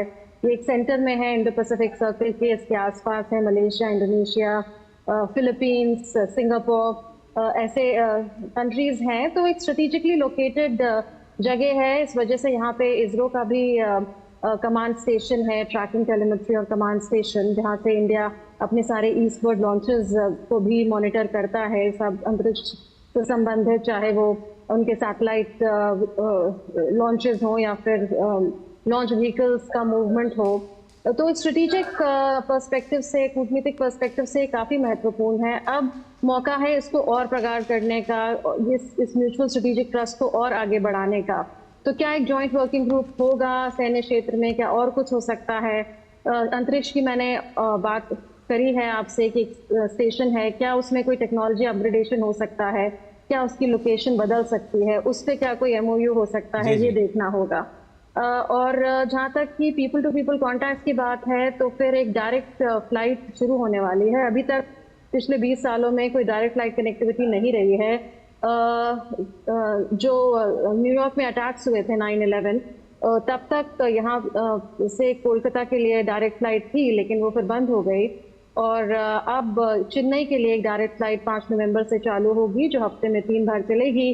क्या उसका कोई मेंशन होगा जॉइंट स्टेटमेंट में, ये भी देखना होगा। और people to people contact, cultural ties, civilisational ties, ये काफ़ी प्रगाढ़ हैं दोनों देशों के बीच में। और यहाँ पे जनसंख्या भारतीय लोगों की बहुत कम है, जो भारतीय मूल के लोग हैं 14,000 से 15,000। लेकिन अगर आप उनका उत्साह देखेंगे प्रधानमंत्री के आगमन पे, और अलग अलग जगह प्रधानमंत्री कल उनसे मिले, तो ऐसा लगता नहीं है कि वो संख्या में कम है। वो संख्या में हो सकता है कम हो, लेकिन उत्साह में तो बिल्कुल कम नहीं है। बिल्कुल सही कहा आपने मनु। आप थोड़ा सा और जो पीपल टू पीपल टाई दोनों देशों के बीच में है, उसी पर बात करिए। क्या हल्के फुल्के अंदाज में अगर हम आपसे समझना चाहें, आप वहाँ पर एक पानी में बसा हुआ पूरा गांव है, ज़रूर देखने गए होंगे, वहाँ का बहुत बड़ा टूरिस्ट सेंटर है जो आकर्षित करता है। PM मोदी हमेशा लोगों को बोलते हैं, जितने भी भारतीय मूल के लोग हैं, कि आप कुछ लोगों को भारत भेजिए टूरिज़्म को प्रमोट करने के लिए। और इंडिया भी टूरिज़्म एज अ सेक्टर बहुत प्रमोट करना चाहता है। ब्रुनेई से जिस तरह से आपने कहा कि डायरेक्ट फ्लाइट शुरू होने वाली है, तो क्या ज़्यादा से ज़्यादा लोगों को इनवाइट कर सकते हैं प्रधानमंत्री मोदी भारत में आने के लिए? और अगर ऐसा होता है, दोनों देश पीपल टू पीपल लेवल पे और ज़्यादा नज़दीक आते हैं, तो हो सकता है इन्वेस्टमेंट बढ़े, दोनों देशों के बीच में जो संबंध है, विश्वास है, सबसे पहले वो विश्वास बढ़े। विश्वास तो है ही है। चाइना के संबंध में आपने बात की, भारत पर ज़्यादा विश्वास करते हैं, पूरे आसियान क्षेत्र को भारत की ज़्यादा ज़रूरत है और इसलिए लोग ज़्यादा करीब आना चाहते हैं। लेकिन लोग जब ज़्यादा करीब आते हैं तो कारोबार अपने आप ही बढ़ता है। तो ये आपको लग रहा है कि अभी 15,000 लोग हैं, लेकिन बाद में इस कई गुना बढ़ सकते हैं यहाँ से वहाँ जाके, और लोग वहाँ से भारत आ सकते हैं, खासतौर पर टूरिज्म के लिहाज से? जी बिल्कुल अजय, अगर हम यहाँ की अर्थव्यवस्था की बात करें तो इनका फोकस जो है वो सारा हाइड्रोकार्बन्स में है, क्योंकि ऑयल एंड गैस जो है वो यहाँ पे काफ़ी ज़्यादा रिच रिजर्व्स हैं। तो यहाँ पे इस जगह को टूरिज्म के लिहाज से डेवलप नहीं किया गया, लेकिन क्योंकि ये एक रिच कंट्री है, जिसको कहें सल्तनत है, यहाँ पैसे की कमी नहीं है। यहाँ पे जो मस्जिद होती हैं, वहाँ पे जो डोम्स होती हैं, वो सोने के बने हुए हैं। और इसलिए टूरिज्म पे as an economy Brunei Darussalam का फोकस नहीं है, लेकिन काफ़ी मॉडर्न इंफ्रास्ट्रक्चर है यहाँ पे। जो डेकोर हैं बिल्डिंग्स के, वो भी बहुत मॉडर्न है। आर्किटेक्चर में भी एक मॉडर्न आउटलुक है। लेकिन ये बदल सकता है, क्योंकि जैसे आपने कहा कि पीपल टू पीपल टाइज जो हैं वो बहुत स्ट्रॉन्ग हैं। यहाँ पे भी 50% से ज़्यादा जो इंडियन एक्सपैट्रिएट्स हैं वो अनस्किल्ड लेबर में हैं, और सेमी स्किल्ड लेबर में हैं, वो यहाँ काम करते हैं। और कंस्ट्रक्शन सेक्टर हो गया, ऑयल एंड गैस सेक्टर हो गया, टेक्सटाइल सेक्टर हो गया और रिटेल बिजनेस हो गया। लेकिन अगर डायरेक्ट फ्लाइट होती है तो ज़्यादा भारतीय लोग यहाँ पर आएंगे ज़्यादा संख्या में यहाँ पे काम करने के लिए। उसके अलावा जो यहाँ के लोग हैं वो जल्दी घर जा पाएंगे। तो चाहे वो फेस्टिवल्स हो, यहाँ पे बहुत बढ़ चढ़ के बनाए जाते हैं। यहाँ पे 5 इंडियन एसोसिएशंस हैं, वो दिवाली हो गया, ओणम हो गया, पोंगल हो गया, रिपब्लिक डे हो गया, इंडिपेंडेंस डे हो गया, ये बढ़ चढ़ के यहाँ पे बनाया जाता है। तो एक मूवमेंट तो होगा। अब उसमें टूरिज्म बढ़ सकता है, बिजनेस बढ़ सकता है, इन्वेस्टमेंट बढ़ सकता है। अभी ही मैं फिगर्स देख रही थी कि भारत और आसियान के बीच में जो इन्वेस्टमेंट हुआ है, तो भारत से में जो इन्वेस्टमेंट हुआ है आसियान का, वो करीबन 140 से 160 बिलियन डॉलर्स के करीब हुआ है। इससे पिछले 10 साल में हुआ है। तो भारत से एक्सपोर्ट्स बढ़े हैं। Overall bilateral trade almost double हुआ है 2015-2016 से। तो अगर डायरेक्ट फ्लाइट कनेक्टिविटी होती है तो लोग जल्दी आ पाएंगे, सहूलियत होगी। या ब्रुनेई दारुसलाम के लोग जा पाएंगे भारत, और भारत से लोग यहाँ पे डायरेक्टली आ पाएंगे। तो सुविधा होगी तो नंबर बढ़ेंगे तो टूरिज्म रेवेन्यू बढ़ेगा, बिजनेस बढ़ेगा, इन्वेस्टमेंट बढ़ेगा, जैसे आपने कहा। और एक जो डीप कनेक्ट है, जो मैंने अपनी आंखों से देखा है, महसूस किया है, उसको और आगे बढ़ाया जाएगा। आप मेरे साथ बने रहिए, मुनमुन आपके पास आएंगे, ताज़ा अपडेट आपसे लेते रहेंगे इस वक्त क्या चल रहा है। लेकिन दीपक वोरा साहब हमारे साथ बने हुए हैं, पूर्व राजनयिक। सर, फिर से उसी हल्के फुल्के अंदाज में अमेरिका के राष्ट्रपति, मुझे याद आता है बराक ओबामा शायद साहब थे, मुझे थोड़ा सा करेक्ट कीजिएगा, उन्होंने मजाकिया अंदाज में कहा था कि जब यूएस की इकॉनमी में थोड़ा सा डाउन टर्न हो तो हम रिक्वेस्ट करना चाहेंगे सुल्तान से कि आके थोड़ी सी शॉपिंग कर लें अमेरिका में। तो अगर पीएम मोदी, जैसा कि बहुत ही नेचुरल है कि शायद इनवाइट करेंगे उनको भी, सुल्तान को आने के लिए, वो कौन सी चीज़ें हैं शायद वो भारत में शॉपिंग करने के लिए देख सकते हैं? एक चीज़ है, आपके संवाददाता जो है मैडम, जो इस समय ब्रुनेई में है, उनकी बहुत इज्जत करता हूँ, शी इज आउटस्टैंडिंग। मैम एक चीज मुझे बताइएगा, जब मैं मिला था इनसे, हमें बताया गया था कि ये हाथ नहीं मिलाते, ये नमस्कार करके ग्रीटिंग करते हैं। जरा देखिएगा जब प्राइम मिनिस्टर से मिलते हैं, क्या हाथ मिलाते हैं या फिर नमस्कार हल्का सा सर झुकाते हैं, मुझे मालूम नहीं, पर कहते हैं कि ये भारतीय सभ्यता का प्रभाव है इस देश पर, एंशिएंट कॉन्टैक्ट हमारे। तो हम मुझे ये जरूर बताएंगे सर, शॉपिंग वो यहाँ क्या करेंगे, उनका बस चले तो सब कुछ लेके चले जाए सर, इतना कुछ भारत में मिलने को। जब मैं उनसे मिला था, बड़ी प्राउडली उन्होंने जो अपने कपड़े पहने हुए थे, तो मुझे बताया कि ये सिर्फ मैं भारत से लेके आया था। तो बहुत अच्छा लगा, 4 बार आ चुके हैं। और अब ये आए थे रिपब्लिक डे में, चीफ गेस्ट थे, आपको याद होगा था, बाकी आसियान के लीडर्स भी आए थे। अब जो आने वाला है रिपब्लिक डे इसके बाद का, अगर ये अकेले चीफ गेस्ट हो, again I will not be surprise. ये मैं नहीं कह रहा कि होंगे, पर आप देखिए प्राइम मिनिस्टर इनको इन्विटेशन तो जरूर देंगे, और कौन से मौके पर यहाँ पे आते हैं आप इसको देखिएगा। बट ये जो है हिस्टोरिक विजिट, ये एक नया चैप्टर खोलेगा, भारत के एक्सपोर्ट बनेंगे। अगर सुल्तान यहाँ आ जाते हैं, वैसे तो वो अमेरिका नहीं जाएंगे क्योंकि वहां पे खरीदारी के लिए बहुत कम चीजें रह गई हैं, वहां तो आतंक ही बचा है। हमारे पास आएंगे, अपने आप को सुरक्षित महसूस करेंगे, और जो कुछ उन्हें मिल सकता है, उनको भारतीय भोजन बहुत पसंद है, तो मे भी हमारे होटल्स का बहुत फायदा होगा अगर वो यहाँ आ जाते हैं। तो मैडम आप उनको बता दी, पूछ लीजिएगा क्या खाना चाहते हैं, तो हम लोग यहीं पे वो बनवाएंगे उनके लिए। Basically he is a very simple, बड़ा आसान है उनके साथ बातचीत करना। Together he is a very pleasant personality, वो ऑफेंड नहीं करते, जो मुझे याद है सर, काफी साल हो गए, बट रियली हम लोग बहुत खुश हैं कि हमने उनको रिकॉग्नाइज किया है कि ब्रुनेई आप भी हो और हम आपके साथ खड़े। और सर ऐसा है क्या कि वो अपने जन्मदिन के दिन पूरा देश उनसे मिलने के लिए जाता है, और वो सबसे एक बार मिलते हैं जरूर, ऐसा भी कुछ शायद आपने पहले देखा होगा? 100% वो उनको मुबारक लोग देने जाते हैं, सबसे मिलते हैं। और एक चीज और सर, ये मैं माफी के साथ कहना चाहता हूँ, कोई स्कैंडल कि इसकी इतनी पत्नियां, इतनी गर्लफ्रेंड्स है, ये उनके साथ नहीं है sir. He is very clean उनकी पर्सनल रिलेशनशिप्स में।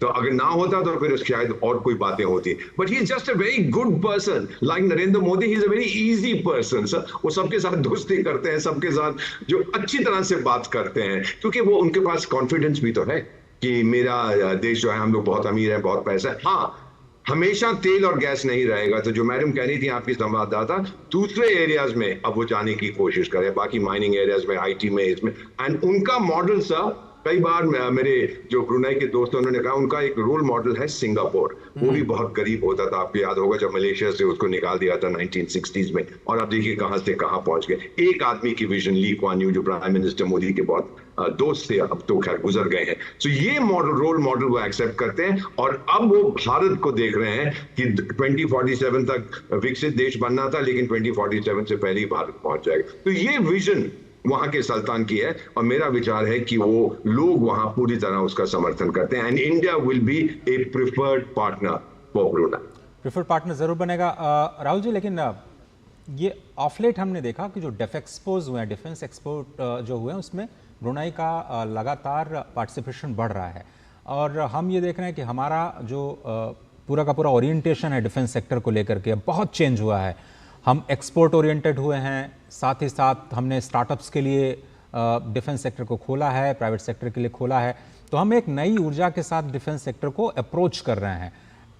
इस लिहाज से ब्रुनेई दारुसलाम को एंगेज करना कितना इंपॉर्टेंट है, और क्या वाकई आपको लगता है थोड़ा बहुत जो स्टार्टअप इकोसिस्टम है इंडिया का, वो उनके कुछ ग्रैंड चैलेंजेस को कुछ सॉल्यूशंस दे सकता है क्या? देखिए, ब्रुनेई एक देश के तौर पे उसके लिए उसको कभी न्यूक्लियर सबमरीन्स की या एयरक्राफ्ट कैरियर्स की ज़रूरत नहीं है, और भारत अभी फ़िलहाल डिफेंस एक्सपोर्ट्स में ना न्यूक्लियर सबमरीन्स बना रहा है ना एयरक्राफ्ट कैरियर्स बना रहा है। हमारा जो इस वक्त जो निर्यात है, जो फोकस है डिफेंस के क्षेत्र में, वो है प्रमुख तौर पे नॉन कॉम्बेटेंट, या वो कहिए कि जो लड़ाई में सीधे तौर पे इस्तेमाल ना होने वाले जो उपकरण हैं, हम वो सबसे ज़्यादा बनाते रहे हैं। और अभी जो शिफ्ट हुआ है नया, वो हुआ है कि हम एयरक्राफ्ट्स और जो फाइटर एयरक्राफ्ट्स हैं, फाइटर जेट्स हैं, ब्राह्मोस के अलावा बाकी एरियाज़ में हम अभी फ़िलहाल यही कर रहे हैं। हम टैंक्स बना रहे हैं, हम एयरक्राफ्ट्स बना रहे हैं जो युद्ध क्षेत्र में इस्तेमाल हो सकते हैं, चाहे वो सप्लाई के लिए हो, चाहे वो अपने सैनिकों के को एक जगह से दूसरी जगह ले जाना हो, या सिर्फ वॉर जोन में उनका किसी भी तरीके से इस्तेमाल किया जाए। सो मेरे ख्याल से ये वो क्षेत्र है जिसमें भारत और ब्रुनेई के बीच में काफ़ी समन्वय दिख रहा है। एक मतलब मोटे तौर पे देखा जाए तो एक सहमति दिख रही है कि हाँ भाई, इस क्षेत्र में हम और सहयोग कर सकते हैं। दूसरा, जो स्टार्टअप आपने कहा कि रक्षा क्षेत्र में जो स्टार्टअप्स हैं, जैसे ड्रोन टेक्नोलॉजी है, ब्रुनेई क्योंकि एक समुद्र उसको हर तरफ से घेरे हुए है, सरावाक एक तरफ से है, दूसरी बोर्नियो आइलैंड पे है, तो ब्रुनेई के लिए जो उसकी जो सामुद्रिक जो सुरक्षा है, नेवल जो सिक्योरिटी है, वो बहुत इंपॉर्टेंट है। और उसके कॉन्टेक्स्ट में मुझे लगता है कि उनको ड्रोन्स की भी ज़रूरत है, उनको नेवल इक्विपमेंट्स और टेक्नोलॉजी की ज़रूरत है, और ये वो क्षेत्र हो सकता है जिसमें भारत और ब्रुनेई के बीच में सहयोग बढ़ सकता है।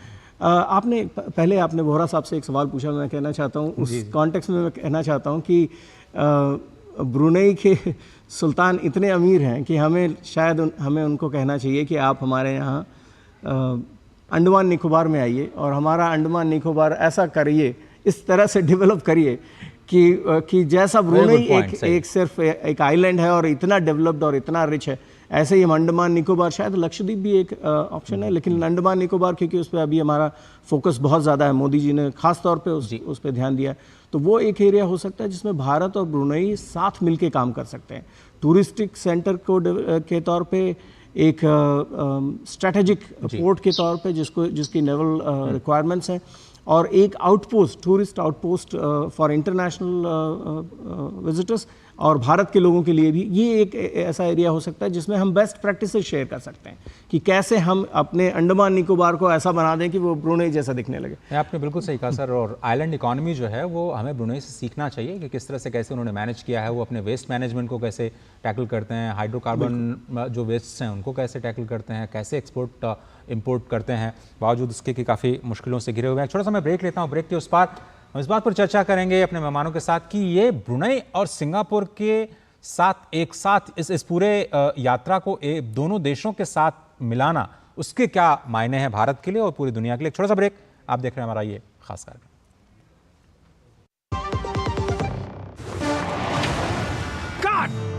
सुरक्षा की गारंटी हर चीज में जरूरी है, चाहे वो मुश्किल स्टंट हो या अच्छी फसल। इसीलिए ले आइए IIL के ट्रैक्टर ब्रांड का शिनबा, जो देता है सुंडी और ट्रिप से सुरक्षा की गारंटी। बात जब पीढ़ियों के लिए बनने वाले घर की हो तो जिम्मेदारी बड़ी हो जाती है। गैलेंट समझता है ये जिम्मेदारी। अब डबल एम रिब्स के साथ गैलेंट एडवांस TMT रीबार, निर्माण का रियल हीरो।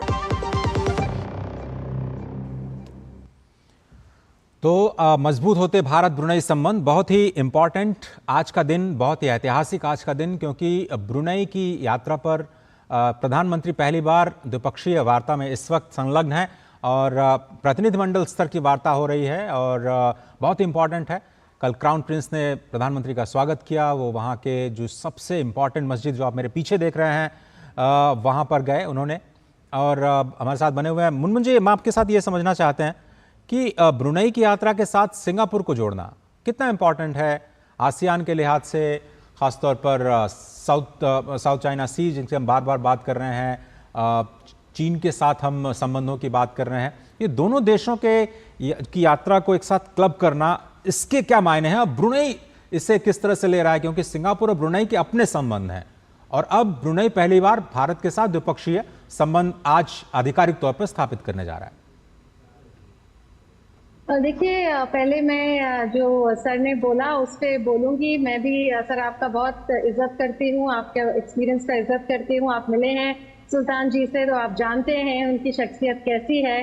देखना होगा, हैंडशेक होगा, नमस्ते होगा या सब कुछ होगा। हमने देखा है पर्सनल बॉन्डिंग में कभी we are not left wanting in any sense, जिसको कहते हैं एक पर्सनल बॉन्डिंग का फिर से समय है दोनों जो प्रमुख हैं उनके बीच में। मैं यहाँ नहीं कहूँगी, अभी कुछ बॉडी लैंग्वेज को लेके हमें वेट करना होगा, लेकिन जो वो कह रहे हैं वो यहाँ पे जो लोग हैं उन्होंने भी कहा, चाहे वो भारतीय समाज के लोग हों या फिर जो खुद ब्रुनेन नेशनल्स हैं, वो भी एक कहते हैं कि जो जिस तरीके से सुल्तान की लीडरशिप है यहाँ पर, वो उससे काफ़ी इम्प्रेस्ड हैं और उनको लगता है कि एक ह्यूमन टच है, क्योंकि यहाँ पे जो लैंड है वो जो सुल्तान है वो अलॉट करते हैं, हाउसिंग यूनिट्स भी देते हैं और बहुत कम हर महीने में इनको सरकार को देना होता है। तो उस तरीके से ह्यूमन टच है, जिस तरीके से अगर हम लीडरशिप की सुल्तान हाजी की बात करें। जहाँ तक आपने दोनों देशों की यात्रा की बात करी, तो मैं यही कहूँगी कि 2024 चल रहा है। 2014 में प्रधानमंत्री नरेंद्र मोदी ने एक्ट ईस्ट पॉलिसी का अनाउंसमेंट किया था, तो 10 दशक हो गए, 10वां साल है। इसलिए फोकस जो है वो साउथ ईस्ट एशियन कंट्रीज पर है, चाहे वो ब्रुनेई दारुसलाम हो जहां पहली द्विपक्षीय यात्रा हुई है और उसके बाद सिंगापुर के रिश्ते भी प्रगाढ़ हो रहे हैं। इकोनॉमिक सेंस में ले लें, हम टेक्नोलॉजी के सेंस में ले लें और स्ट्रेटेजिक स्तर पे तो हमेशा से ही एक इम्पोर्टेंस रहा है इस पूरे रीजन का, इसके हर देश का। क्योंकि सिर्फ ब्रुनेई और दारुसलाम और सिंगापुर की बात नहीं करूंगी, मैं बाकी देशों की भी अब बात करूंगी। अभी कुछ समय पहले हमने देखा कि वियतनाम के प्रधानमंत्री आए थे, मलेशिया के प्रधानमंत्री आए थे। दोनों जो प्रधानमंत्री हैं उनके साथ प्रधानमंत्री नरेंद्र मोदी मिले और कॉम्प्रिहेंसिव स्ट्रेटेजिक पार्टनरशिप है भारत की, चाहे वियतनाम हो चाहे मलेशिया हो। इसके बाद हमने प्रेसिडेंट जो हमारी राष्ट्रपति हैं उनकी यात्रा देखी, चाहे वो फिजी में हो या तिमोर लेस्ट में हो और बाकी कुछ साउथ ईस्ट एशियन कंट्रीज में भी। तो एक हाई लेवल कॉन्टैक्ट्स फिर से हम देख रहे हैं कि वहाँ पे गति आई है। इसके अलावा काफ़ी कुछ हो रहा है अजय। अगर हम वियतनाम की बात करें तो भारत ने एक मिसाइल कॉर्वेट आईएनएस किरपन उनको दिया हुआ है, हैंड ओवर किया हुआ है। अगर हम फिलीपींस की बात करें तो यहाँ पे भी एक ब्राह्मोस डील करी है भारत ने फिलीपींस के साथ। एक लाइन ऑफ क्रेडिट एक्सटेंड किया है फिलीपींस को कि वो भारत से डिफेंस इक्विपमेंट ले पाए। अगर हम बाकी देशों की बात, फिलीपींस की ही एक बात मैं और कहूँगी कि 2016 में एक इंटरनेशनल आर्बिट्रेशन रूलिंग हुई थी, परमानेंट कोर्ट ऑफ आर्बिट्रेशन की, जो हेग में है, और उसको भारत ने उसकी लेजिटिमेसी को रिकग्नाइज किया कुछ समय पहले। तो ये एक बड़ी बात है क्योंकि उस आर्बिट्रेशन रूलिंग में जो जजमेंट है वो फिलीपींस के फेवर में है और चाइना के फेवर में नहीं है। ये मैरिटाइम क्लेम्स को लेके है साउथ चाइना सी पे। अगर फिर हम इंडोनेशिया की बात करें तो पहली बार एक पोर्टफोल हुआ है एक कन्वेंशनल इंडियन सबमरीन का, किलो क्लास कन्वेंशनल सबमरीन का इंडोनेशिया में। अगर हम फ्रांस की बात करें तो एक इंडो पैसिफिक रोड मैप पे एग्रीमेंट हुआ है भारत का और फ्रांस का। तो ये जो पूरा क्षेत्र है ये काफ़ी महत्वपूर्ण है। और थोड़ा सा हिस्टोरिकल पर्सपेक्टिव दे देती हूँ मैं। 1992 में लुकीज पॉलिसी नरसिम्हा राव सरकार ने अनाउंस करी थी। उसमें फोकस ज़्यादातर इकोनॉमी पर था, ट्रेड पे था। स्ट्रेटेजिक जो इम्पोर्टेंस है वो बाद में, एक स्ट्रेटेजिक एलिमेंट जो है वो बाद में ऐड हुआ। और 2014 में जब प्रधानमंत्री नरेंद्र मोदी आए तो उन्होंने उसी को ट्रांसफॉर्म करके एक्ट ईस्ट पॉलिसी बना दी, उसको और वाइब्रेंट कर दिया, उसको और डायनामिक कर दिया। और फोकस रहा कल्चरल टाइज पे, इकोनॉमिक टाइज पे, स्ट्रेटेजिक टाइज पे, उन देशों के साथ अपने और संबंध को बेहतर करने पे जो चाइना के, जिसको कोट एंड कोट बेलिजरेंस कहते हैं साउथ चाइना सी से, उससे परेशान था। लेकिन ब्रुनेई दारुसलाम एक साइलेंट क्लेमेंट है। मैंने आपको पहले भी बताया था ये कि साइलेंट क्लेमेंट है साउथ चाइना सी में अपने मैरिटाइम क्लेम्स को लेके। वो एक कॉन्फ्लिक्ट की जो अप्रोच है उसको नहीं अपनाता है चीन की तरफ, हेज करता है, चाहे वो अमेरिका हो या चीन हो, उनके बीच में वो हेज करता है क्योंकि उसको लगता है कि यही बेस्ट है उसके खुद के इंटरेस्ट के लिए, उनको प्रोटेक्ट करने के लिए, उन्हें प्रमोट करने के लिए।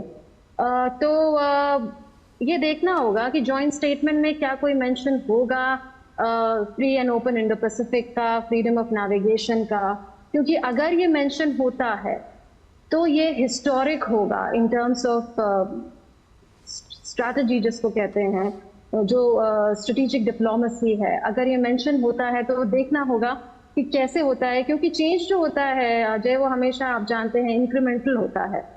तो कितने स्टेप्स हम आगे बढ़ पाते हैं अगर हम इंडो पैसिफिक रीजन की बात करें। और मैंने आपको पहले बताया कि पिछले 10 साल में, क्योंकि 10वां साल चल रहा है एक्ट ईस्ट पॉलिसी का, तो इसमें ट्रेड डबल हुआ है, इंडिया के एक्सपोर्ट्स काफ़ी बढ़े हैं।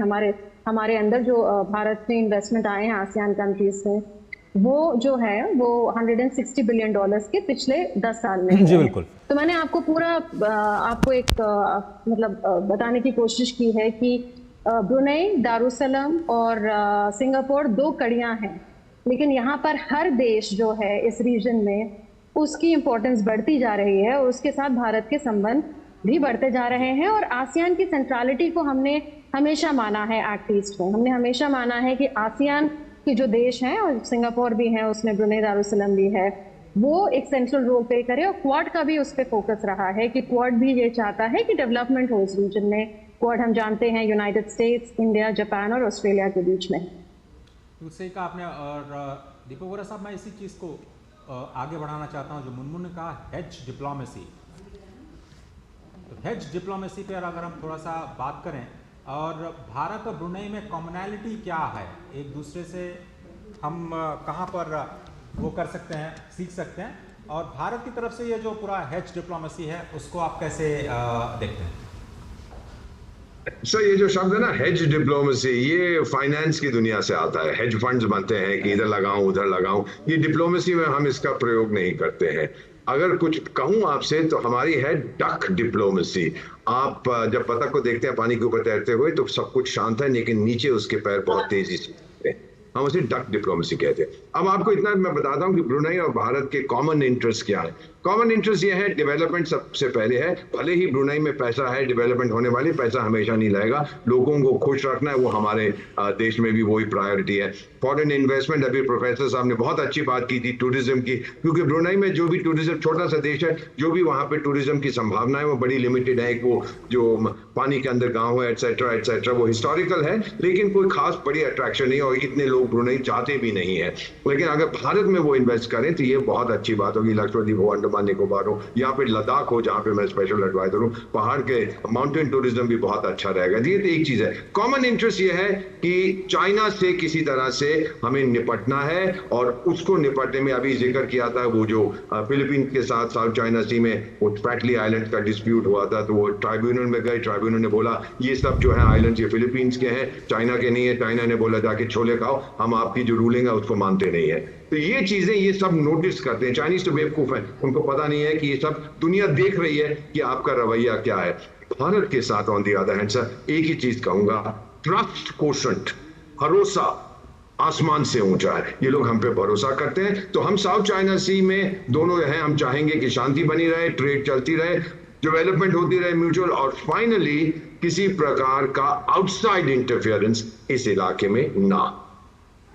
बिल्कुल। और राहुल जी, मैं आपके साथ ऑयल हेज डिप्लोमेसी के बाद जो ऑयल डिप्लोमेसी जिस पर पूरी दुनिया की निगाहें हैं भारत को लेकर के, उस पर भी मैं आपके साथ चर्चा करना चाहूँगा। हाइड्रोकार्बन एक बहुत बड़ा क्षेत्र है, वहाँ की इकॉनमी में ख्याल से 1/3 उनकी इकॉनमी वहीं से आती है, और एक्सपोर्ट्स को लेकर के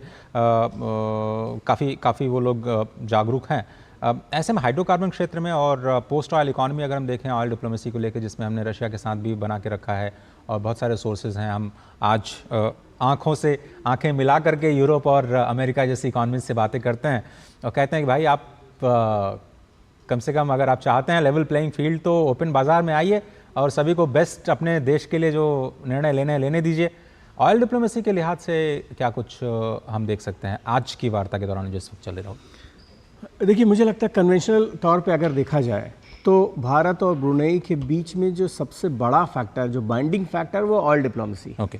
और भारत के लिए इस वक्त बहुत ज़्यादा इसलिए महत्वपूर्ण है क्योंकि भारत ऑयल डिप्लोमेसी पे पूरी तरह से फोकस कर रहा है, ना सिर्फ एनर्जी डिप्लोमेसी हमें कहना चाहिए ऑयल डिप्लोमेसी के बजाय। बिल्कुल बिल्कुल। कि उसमें ऑयल भी है, उसमें गैस भी है, उसमें कोल भी है, उसमें नॉन रिन्यूएबल के साथ साथ रिन्यूएबल एनर्जी रिसोर्सेज भी हैं, और ब्रुनेई उसमें एक बड़ा रोल प्ले कर सकता है क्योंकि आज जो पश्चिमी जगत है वो तमाम लगातार भारत के ऊपर ये छीटाकशी कर रहा है कि सारा तेल रूस से खरीद रहे हैं और रूस और यूक्रेन के बीच में युद्ध हो रहा है। तो इसको मद्देनज़र रखते हुए भी मुझे लगता है कि ब्रुनेई के साथ अगर हम एक बड़ा ऊर्जा का सहयोग संबंध स्थापित कर सकें और अपनी एनर्जी डिप्लोमेसी को और मजबूत कर सकें तो एक बहुत बड़ा कंट्रीब्यूशन होगा।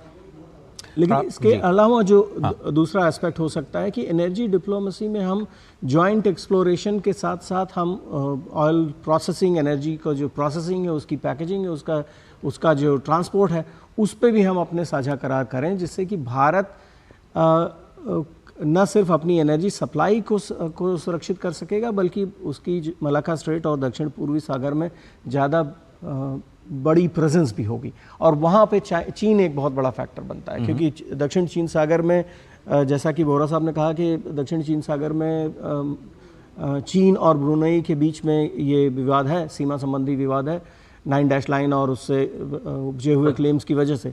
लेकिन ब्रुनेई उसको एक्नॉलेज नहीं करता है, उसको पब्लिक में कभी भी ब्रुनेई ने ये एक्सेप्ट नहीं किया है कि हमारे बीच में कोई ये डिस्प्यूट है या हम इसको किसी भी तरह से रिजॉल्व करेंगे।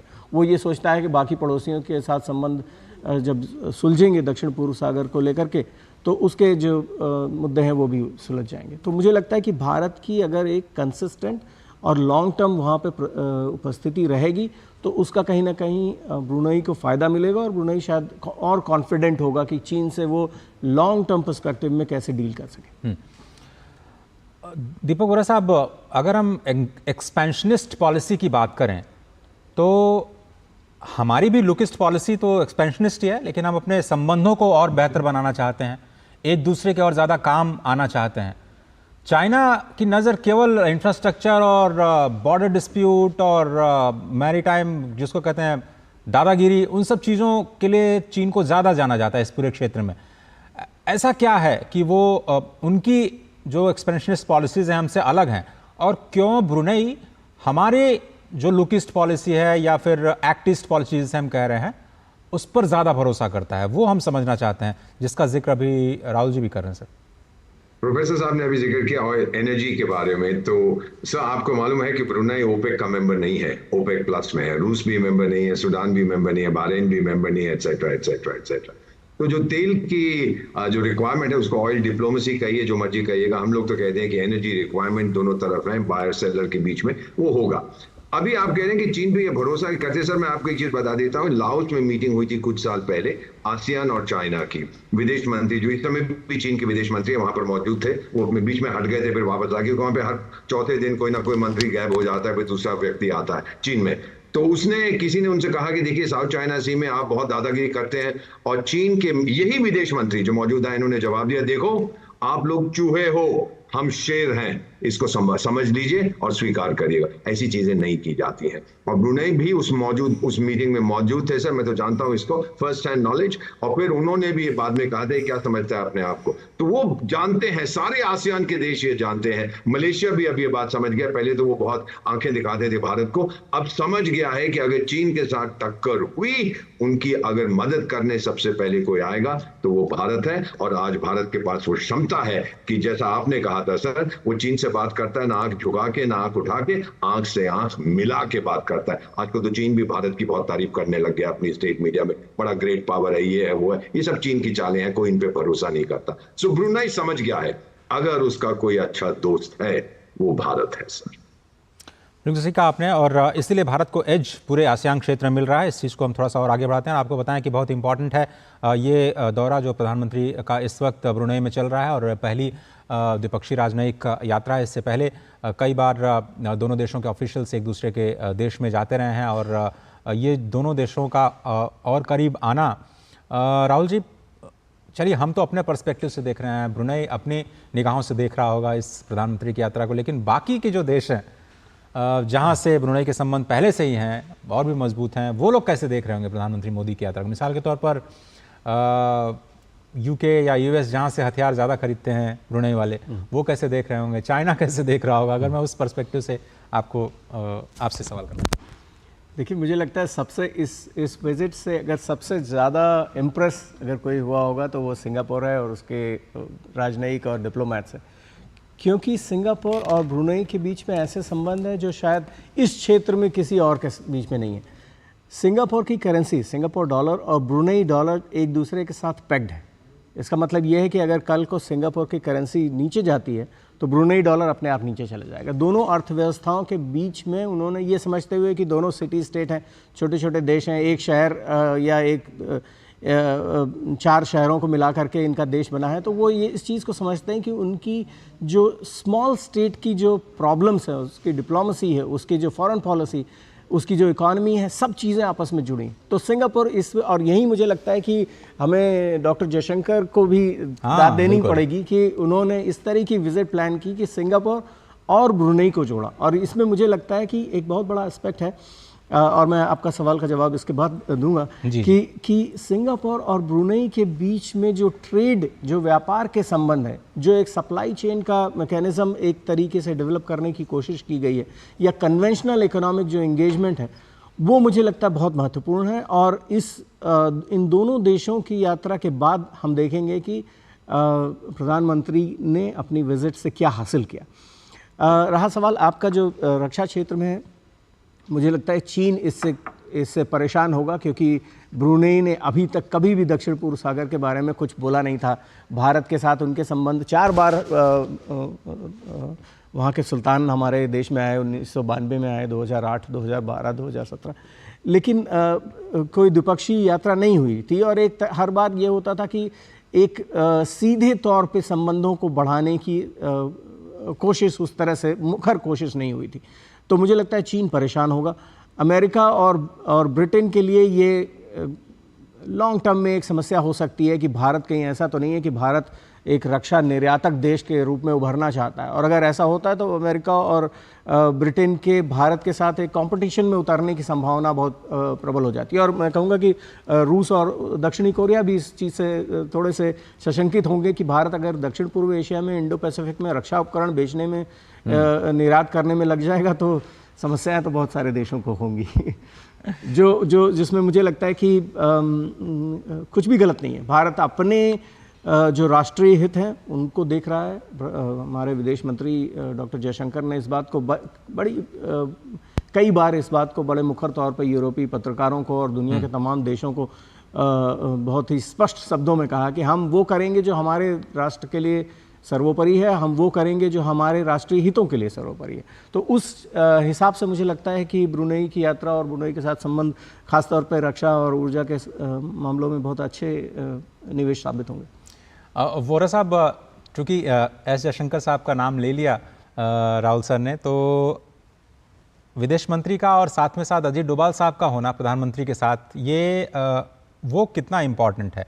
क्योंकि ऐसी विजिट्स में तो बहुत छोटी छोटी बातें जो हम लोग सामान्य तौर पर नहीं समझ पाते, आप जैसे डिप्लोमेट्स जिनकी ज़िंदगी पूरी गुजरी है, इन छोटी छोटी सिग्नल से बहुत कुछ समझ जाते हैं। तो थोड़ा सा अगर हमें समझा पाएँ आप प्लीज़। आपने ये तो देखा है कि नॉर्मली जब प्राइम मिनिस्टर बायलैटरल विजिट पे जाते हैं तो ये दोनों आउटस्टैंडिंग ऑफिसर्स, अब तो वो खैर पॉलिटिक्स में हैं, डॉक्टर एच जयशंकर को मैं जानता हूं, भारतीय विदेश सेवा के सदस्य हैं, कुछ साल मेरे बाद उन्होंने ज्वाइन किया था। अजीत डोवल साहब मुझसे सीनियर है, आउटस्टैंडिंग, टोटली ब्रिलियंट, इनके मुकाबले का दुनिया में कोई नहीं है। पीएम साहब अगर अपने साथ इनको ले जा रहे हैं, मैसेज ये दिया जा रहा है कि देखिए ये ऑल ऑफ गवर्नमेंट मूवमेंट है, ये सारी सरकार इस बात पर सहमत है कि आपके साथ हमने द्विपक्षीय संबंध और बढ़ाने हैं, इसका भी बहुत महत्व है। फिर हमारा हाई कमिश्नर तो वहां पर है ही, लेकिन बाकी जो लोग उनकी डेलीगेशन में होते हैं ये सिग्नल देते हैं कि ये क्षेत्र है जिसमें हम कोऑपरेशन बढ़ाना चाहते हैं। अजीत डोभाल साहब का होने का महत्व ये है, मानना ये है इसकी सिग्निफिकेंस कि इंटेलिजेंस शेयरिंग भी हम करना चाहते हैं। भारत के पास कुछ समस्याएं हैं with Islamic terror, rapid Islamic terrorism, तो हम आपके साथ जो है इंटेलिजेंस शेयरिंग अगर हो सके और बढ़ाना चाहेंगे, और खास तौर पे चाइनीज की जो मूवमेंट है इस इलाके में उस पर भी हम नजर रखना चाहते हैं। तो ये मैसेजेस हैं, तो ये लिख के नहीं दिए जाते, बोल के नहीं दिए जाते, ये सिर्फ कॉम्पोजिशन ऑफ द डेलीगेशन से अपने आप लोग समझ लेते हैं। हमारी तो ये ट्रेनिंग होती है। और इसके बाद वो सिंगापुर जा रहे हैं, जैसा भी प्रोफेसर साहब ने बिल्कुल सही कहा, 2 छोटे सिटी स्टेट्स थे। सिंगापुर तो कुछ भी नहीं था 60s में जब मलेशियन फेडरेशन से और फेडरेशन ऑफ मलया से उसको बाहर निकाल दिया गया था, और फिर देखिए कहां से कहां पहुंच गया। तो मेरा ख्याल है कि काफी हद तक जो सुल्तान है ब्रुनाई के, वो उसको अपना आदर्श मानते हैं कि अगर एक छोटा सा स्टेट इतनी ऊंची स्तर पर पहुंच गया थ्रू सर्विसेज, और उसके पास कोई ना तेल है ना ये है ना वो है एक्सपोर्ट करने को, सिर्फ सर्विसेज यहां पहुंचा है, तो मैं पोस्ट ऑयल ईरा में अपने आप को उस काबिलियत, मैं वो काबिलियत अपने देश के लिए भी चाहता हूं। ये मैसेज हम दे रहे हैं, and we have said we are ready. आप बताइए, हम तैयार हैं आपकी मदद करने के। और चूंकि दोनों ही देश, जिस तरह से आप कह रहे हैं कि पोर्ट लेड डेवलपमेंट का पूरी दुनिया में शायद सबसे बेहतरीन उदाहरण है सिंगापुर और ब्रुनेई, और दोनों ही शांति प्रिय हैं, दोनों ही अपने खुद की इकॉनमी पर फोकस करते हैं, ज़्यादा किसी से कॉन्फ्लिक्ट या पंगे लेने, मतलब एनर्जी वेस्ट नहीं करते हैं, दोनों ही एनर्जी रिच कंट्री हैं। तो ऐसे में, और हम भी सागर जैसी बड़ी योजनाओं के जरिए पोर्ट लेड डेवलपमेंट पे पहली बार इतना फोकस कर रहे हैं, ब्लू इकॉनमी पे अपने $1 ट्रिलियन इकॉनमी को लेकर जाने की कोशिश कर रहे हैं। तो हम सिंगापुर और ब्रुनेई से क्या सीख सकते हैं सर, अगर पोर्ट लेड डेवलपमेंट के सेक्टर में समझना चाहें तो? सबसे पहली चीज यही समझनी है कि जो भी डेवलपमेंटल रोल मॉडल आप मॉडल अपने देश को देते हैं, पूरा देश उसके पीछे चलना चाहिए। सिंगापुर में यही हुआ है और ब्रुनेई में यही हुआ है। ये विवाद अननेसेसरी है कि बहुत बड़ी बात है, इस पे ज्यादा महत्व हो, उस पे ज्यादा महत्व हो। द होल कंट्री से ये ऑल ऑफ गवर्नमेंट मूवमेंट नहीं होती कभी डेवलपमेंट, ये ऑल ऑफ पीपल मूवमेंट होती है। और अब भारत में बहुत हद तक हम होते हैं, हाँ विवाद चलता रहेगा, पॉलिटिशियंस का तो वो काम है, उन किसी की आलोचना नहीं करना चाहता, लेकिन भारत के जो लोग हैं जो देख रहे हैं कि $4 ट्रिलियन इकोनॉमी हम पार कर चुके हैं, 5 ट्रिलियन बहुत जल्दी आने वाला है, 1 ट्रिलियन हमने स्टॉक मार्केट में केवल 6 महीने के अंदर ऐड किया था, विश्व के इतिहास में ये पहली बार हुआ। ये सारी चीजें, ये जो उसके डिप्लोमेट्स हैं ब्रुनेई के, उन्होंने भी बताया, सिंगापुर के डिप्लोमेट्स ने अपनी सरकार को बताया कि भाई अब भारत को कोई रोक नहीं सकता, because all the people, 140 crore लोग, 144 करोड़ लोग भारत के, यही चाहते हैं कि अब विकास की तरह घोड़े की रफ्तार से हम बढ़े, और अगर आप लोग इसमें हमारे हिस्सेदार बन सकते हैं, welcome, India is open for business. सही कहा आपने सर। और जो वहाँ के स्थानीय अखबार हैं वो प्रधानमंत्री मोदी की इस यात्रा को किस तरह से देखते हैं, अपने दर्शकों को बताते हैं, और कुछ बड़ी हेडलाइंस जो वहाँ से हैं वो हम आपके लिए लेकर के आ रहे हैं। और काफ़ी, जैसा कि हमने बताया कि आप, ये बहुत ही इम्पॉर्टेंट दौरा है भारत के लिहाज से, बहुत ही स्ट्रैटेजिकली बहुत इंपॉर्टेंट है, इकोनॉमिकली बहुत इंपॉर्टेंट है। आइए देखते हैं वो कौन सी बड़ी बातें हैं वहाँ के अखबारों की सुर्खियों में। Borneo bulletin, crown Prince welcomes Indian prime minister. स्पष्ट तौर पर आप देखिए कि इतना ज़्यादा महत्व देना कि वहाँ के खुद क्राउन प्रिंस आकर के प्रधानमंत्री का स्वागत कर रहे हैं, और बड़ी बड़ी तस्वीरें वहाँ पर लीड के तौर पर कहा जा सकता है इसको, कि वहाँ पर लिया गया ब्रुनेई बुलेटिन में। और अलग अलग तस्वीरों के माध्यम से आप देख रहे हैं कि कितना गर्मजोशी के साथ उनका राजनयिक सम्मान किया गया है। और वहाँ की जो स्थानीय भाषा है उसमें भी इस विज़िट को काफ़ी इम्पॉर्टेंट बताया जा रहा है। और मुझे लगता है कि ये 2 दिनों तक जो वहाँ की मीडिया है काफ़ी करीब से इस महत्वपूर्ण यात्रा को देख रही होगी।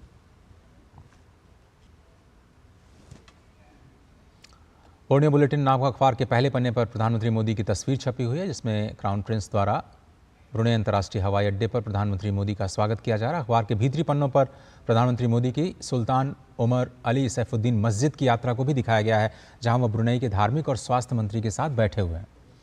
साथ ही मस्जिद में भारतीय समुदाय के सदस्यों द्वारा प्रधानमंत्री मोदी के स्वागत को भी दिखाया गया। और प्रधानमंत्री नरेंद्र मोदी आज सुबह अपनी ब्रुनेई यात्रा के दौरान ब्रुनेई के सुल्तान हाजी हसनल बोल्किया और उनके करीबी परिवार के सदस्यों के साथ उन्होंने मुलाकात की। ब्रुनेई के सुल्तान हाजी हसनल बोल्किया ने गर्मजोशी के साथ उनका स्वागत किया।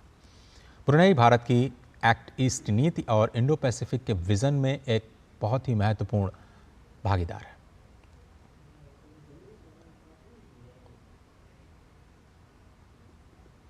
तो तस्वीरें आ गई हैं। शायद राहुल जी, इन तस्वीरों जो पहली बार अब इस वक्त हम ये तस्वीरें दिखा रहे हैं मुलाकात की प्रधानमंत्री के दोनों ही नेताओं के बीच में, और अब हम समझना चाहेंगे कि ये जो मुस्कुराहट दोनों ही नेताओं के बीच में दिख रही है, वोरा साहब आप भी थोड़ा सा अपनी एनालिसिस तैयार करिए, पहले राहुल जी और उसके बाद फिर मैं आपके रिएक्शन के लिए आता हूँ। पहले आधिकारिक तस्वीरें जो जारी की गई हैं उन पर राहुल जी आपका रिएक्शन लेते हैं प्लीज़। देखिए, ब्रुनेई के सुल्तान हसनल बोल्किया के साथ जो प्रधानमंत्री मोदी का जो पर्सनल इक्वेशन है वो हमने पहले भी देखा है, वो हमने 2017 में भी देखा है, 2014 में जब इन लोगों की दोनों की पहली मुलाकात हुई म्यांमार में, तब से लेकर के अभी तक 2017-18 में जब सुल्तान यहाँ भारत आए गणतंत्र दिवस पे चीफ गेस्ट बन के, उनके साथ आसियान के तमाम देशों के लोग भी साथ में थे। तो एक पर्सनल इक्वेशन दोनों ही देशों के नेताओं के बीच में है, और मुझे लगता है इसका कहीं ना कहीं फ़ायदा मिलेगा इस विज़िट में, और संबंध और प्रगाढ़ होंगे। कोशिश मुझे लगता है कि प्रधानमंत्री मोदी की जो पर्सनल टच, विदेश नीति को पर्सनल टच देने की जो अदा है, और साथ में संबंधों को सामने ला करके और राष्ट्र हितों को आगे बढ़ाने की जो कोशिश है, वो हमेशा सफल रही है। पिछली बार जब मलेशिया के प्रधानमंत्री अनवर इब्राहिम आए तो यही हुआ कि अचानक बातचीत के दौरान दोनों ने ये निर्णय लिया कि हम अपनी सामरिक संबंध और अपनी स्ट्रेटेजिक पार्टनरशिप को हम एलिवेट कर देते हैं। और ये तमाम मीडिया के तमाम लोगों के लिए और जो हम जैसे जो स्ट्रेटेजिक कम्युनिटी के लोग हैं सभी के लिए सरप्राइज़ था। और वो प्रधानमंत्री मोदी और अनवर इब्राहिम के बीच में जो बातचीत हुई उससे निकल के आया। तो मुझे लगता है कि इस बार भी सुल्तान के बीच में और सुल्तान और प्रधानमंत्री के बीच में जो बातचीत होती है उससे मुझे लगता है कहीं ना कहीं एक बड़ा सरप्राइज़ सामने आ सकता है, और उसके आसार एकदम साफ दिख रहे हैं फोटो में। बड़े सरप्राइज सामने आ सकते हैं। दीपक वोरा साहब, क्या जिस तरह से चौंकाते हैं प्रधानमंत्री मोदी, आपको याद होगा, मुझे तो वो तस्वीरें याद आ रही है जब G20 का फाइनल राउंड हो रहा था और पीएम मोदी के हाथ में वो हैमर था जो वो पास ऑन करने वाले थे ब्राज़ील को, और उन्होंने कहा कि अब अफ्रीकन यूनियन को मैं G20 का सदस्य यूनियन बनाने के तौर पर प्रस्ताव करता हूं, और उन्होंने बस हैमर डाउन किया। तो इस तरह की जो सरप्राइजेस हमें मिलती हैं और जिस तरह से विस्तार, एक समावेशी विस्तार जिस पर भारत भरोसा करता है, उस तरह के कुछ सरप्राइजेस आ सकते हैं क्या? एक तो आपने जिक्र किया ना, मैंने भी देखा था गैवल जो उनके हाथ में था जब उन्होंने कहा कि भाई हमने इनको जैसे जज होते हैं जो अध्यक्ष होते हैं, ओके डन, तो वो हो गया। और अभी जो तस्वीरें आपने दिखाई है अभी की अगर तो फिर लगता है कि सुल्तान सूट पहन के आए थे, अपने ट्रेडिशनल मलय ड्रेस में नहीं आए। नॉर्मली वही पहनते हैं जब कोई उनसे मिलने जाता है, और अगर हाथ में लाए तो बहुत अच्छी बात है। पीएम साहब की जो पर्सनल डिप्लोमेसी की बात आपने की है सर, उसको हम कई बार लाइट हार्टेडली कहते हैं हग डिप्लोमेसी। वो जब भी जाते थे और दूसरे का दिल जीत लेते हैं, को जादू की जफ्फी कहते हैं, किसी हिंदुस्तानी फिल्म में वो बड़ी पॉपुलर थी। तो ये जो पर्सनल इक्वेशन है सर, ये बहुत जरूरी है। मैं आपको इसमें एक चीज बताता हूँ, प्रोफेसर साहब भी इसको जानते हैं। जब बांग्लादेश की लड़ाई हुई, उसकी आजादी का जंग होने वाला था, श्रीमती इंदिरा गांधी गई थी वॉशिंगटन DC। वहां पे उस समय अमेरिका के राष्ट्रपति होते थे, कोई रिचर्ड निक्सन उसका कुछ नाम था। तो ये लिखा गया है, किताबों में लिखा गया, जो लोग वहां पे मौजूद थे, मैं तो भारतीय विदेश सेवा में नहीं था उस समय, उन्होंने बताया कि जब उनकी मुलाकात हुई तो 30 सेकंड के अंदर बर्फ जम गई थी कमरे के अंदर। वो एक दूसरे से बात जरूर कर रहे थे पर एक दूसरे की बात सुन नहीं रहे थे। जबकि प्राइम मिनिस्टर नरेंद्र मोदी जहां भी जाते हैं खुले दिल से बात करते हैं और खुले दिल से दूसरे की बात सुनते हैं। It's a meeting of hearts which leads to a meeting of minds. और यही मैं देख रहा हूं कि ब्रुनेई में होने वाला है। ये वन ऑफ विजिट नहीं है sir. Just before I conclude, मेरे पास एक मैसेज आया from a former ambassador of Brunei, हम लोग दोनों कहीं साथ में थे, तो अभी उन्होंने मुझे एक व्हाट्सएप मैसेज भेजा है कि ambassador Deepak please ask him का मतलब होता है prime minister Modi to come again and again. अब मैं क्या कह सकता हूँ तो सर कि हमें भी जरूरत है कि भारत में, तो अगर वो अगेन एंड अगेन ब्रुनेई जाएंगे बहुत अच्छी बात है। It's just wonderful as an Indian ambassador to see this kind of sentiment दूसरे देशों में जो भारत के प्रति है और भारत के प्रधानमंत्री के प्रति है। और सर जिस तरह से वोरा साहब आसियान के मंच पर प्रधानमंत्री मोदी का मिलना या फिर ईस्ट एशिया समिट के मंच पर मिलना या फिर रिपब्लिक डे परेड में सभी राष्ट्रों को बुलाना और उसमें मिलना और ये 1-to-1 द्विपक्षीय तौर पर मिलना, उसमें बड़ा अंतर है जिस तरह से आप कह रहे हैं। पीएम मोदी पहले भी मिल चुके हैं सुल्तान के साथ में, लेकिन अब तो पहले हमारा घर मलेशिया में हुआ करता था, वहाँ से हम देखते थे ब्रुनेई को, अब तो हमने अपना घर बना लिया है। तब तो पीएम साहब कह रहे होंगे भाई अब हम यहाँ पर आ चुके हैं और ठहरने वाले हैं आराम से, और ये एक मजबूती के साथ आगे आने वाले समय में दोनों देशों के रिश्ते जाते हुए दिखेंगे सर। नई बिल्डिंग में हमें कल मिल गई है। जी हाँ, नया दूतावास जो हमारे बिल्डिंग्स, अब तो हर देश में, बहुत से देशों में, क्योंकि भारत की आर्थिक ताकत है, आपकी एमबेसी आप बनाते हैं, खूबसूरत बिल्डिंग होती है, लोग उसको देख के बहुत प्रभावित होते हैं। सब वो छवि बदल गई है। अब ये गरीब देश नहीं है, अब ये भूखा देश नहीं है, अब ये देश ओवर पॉपुलेटेड देश नहीं है, इसके बाद कुछ नहीं है, आपने सेल्फ कॉन्फिडेंस नहीं है, आत्मसम्मान नहीं है, आत्मविश्वास नहीं है, आत्मनिर्भरता नहीं, वो सब बदल गया। ब्रुनेई ये सब जानता है। तो जिस लेवल पे उनके साथ उनको रिसीव किया गया, जो मीटिंग्स हुई हैं, वो साफ जाहिर करता है कि वो देखते हैं भारत भविष्य है एशिया में, दुनिया में, तो मैं मानता हूं कि पूरे विश्व में भविष्य है, और भारत की दोस्ती अनिवार्य है ब्रुनेई के लिए। अब मेरा मानना है कि ये द्विपक्षीय संबंध और मजबूत होंगे, आगे चलते जाएंगे। देखिए कोई पुस्तक भेंट कर रहे थे, वो हम पढ़ नहीं पाया था उसका शीर्षक, बट मेरा मानना है सर कि एक नया chapter prime minister Narendra Modi ने ब्रुनेई के साथ, आसियान के साथ तो नया चैप्टर चल रहा है, ब्रुनेई के साथ लिखा है, और आगे बहुत ही जल्दी आप इसके परिणाम देखेंगे सर। बिल्कुल सही कह रहे हैं सर, और हम सभी इंतजार कर रहे हैं उन एमओयूज़ का जिन पर हस्ताक्षर होने की उम्मीद है। और 2021 में रक्षा संबंधों को रिन्यू किया गया था। पोस्ट मिलिट्री एक्सरसाइजेज को स्टेप अप करने की कोशिश, security footprint south east Asia में भारत अपना विस्तार देने पर बहुत ही फोकस कर रहा है। ट्राइलैटरल जो नेवल एक्सरसाइज है सिटमैक्स, उसके ज़रिए सिंगापुर, थाईलैंड और भारत की जो सेनाएं हैं एक दूसरे के साथ अपना साझा युद्धाभ्यास जरूर करती हैं। लगातार हमारे जो एक्सपर्ट कह रहे हैं कि रक्षा के क्षेत्र में ये दोनों देश और ज़्यादा करीब आ सकते हैं। राहुल जी, लेकिन अभी हम ऑयल डिप्लोमेसी की बात कर चुके हैं, रक्षा के क्षेत्र में बात कर चुके हैं, ये स्पेस कितना इंपॉर्टेंट है हमारे लिए, इसरो का वहाँ पर होना और ब्रुनेई का इसरो के साथ सहयोग करना, हमारा स्पेस मिशन भी बहुत ही इंपॉर्टेंट है उस लिहाज से। और ब्रुनेई जैसे सभी आइलैंड, छोटे मोटे जो आइलैंड्स हैं, सभी को एक साथ इस पूरी जर्नी में लेकर के चलना, वो कितना इंपॉर्टेंट नज़र आ रहा है आपको?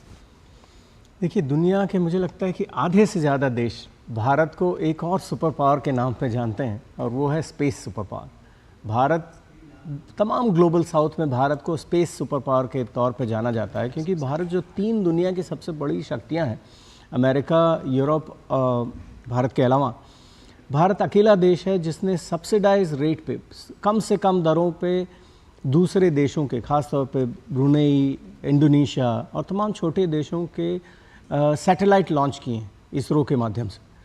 और सिर्फ ये सिर्फ ऐसा नहीं कि दक्षिण पूर्व एशिया तक ही सीमित है, ये इंडो पैसिफिक के, गल्फ़ के, अरब वर्ल्ड के, अफ्रीका के तमाम देशों, जिसकी भी ज़रूरतें हैं और जिसने भी भारत के सामने ये प्रस्ताव रखा एक दोस्त के नाते, भारत ने एज अ स्पेस पावर हमेशा उसका साथ दिया। तो स्पेस बहुत बड़ा सेक्टर है जिसमें दोनों देशों के बीच में, भारत और ब्रुनेई के बीच में संबंध बहुत मजबूत है। मुझे लगता है कि अगर हम non conventional, non traditional security issues को देखें तो स्पेस बहुत बड़ा कंपोनेंट है। और इस संदर्भ में सन 2000 में जो हमने वहाँ टेलीमेट्री स्थापित की और वहाँ से हम मॉनिटर करते हैं स्पेस की एक्टिविटीज़ को, और साथ ही जो सुनामी और इस तरह की जो समस्याएं उत्पन्न होती हैं नेचर के द्वारा, उसको भी हैंडल करने में बहुत हमें सफलता मिली है। तो मुझे लगता है इस सेक्टर में और बड़ा सहयोग स्थापित करने की संभावनाएं हैं। Bharat as a space superpower, as a superpower that also deals with climate change issues, जो प्रकृति जन्य समस्याएं हैं, नेचुरल डिजास्टर्स हैं, जो इस तरह की आपदाएं हैं, उनसे दृढ़ता से और समय पे डील करने की जो क्षमता है भारत की, उसमें भी ब्रुनेई और इंडोनेशिया और फिलीपींस जैसे देशों ने बहुत समर्थन जताया है, बहुत ही अच्छा सपोर्ट किया है और कोऑपरेट किया है भारत के साथ।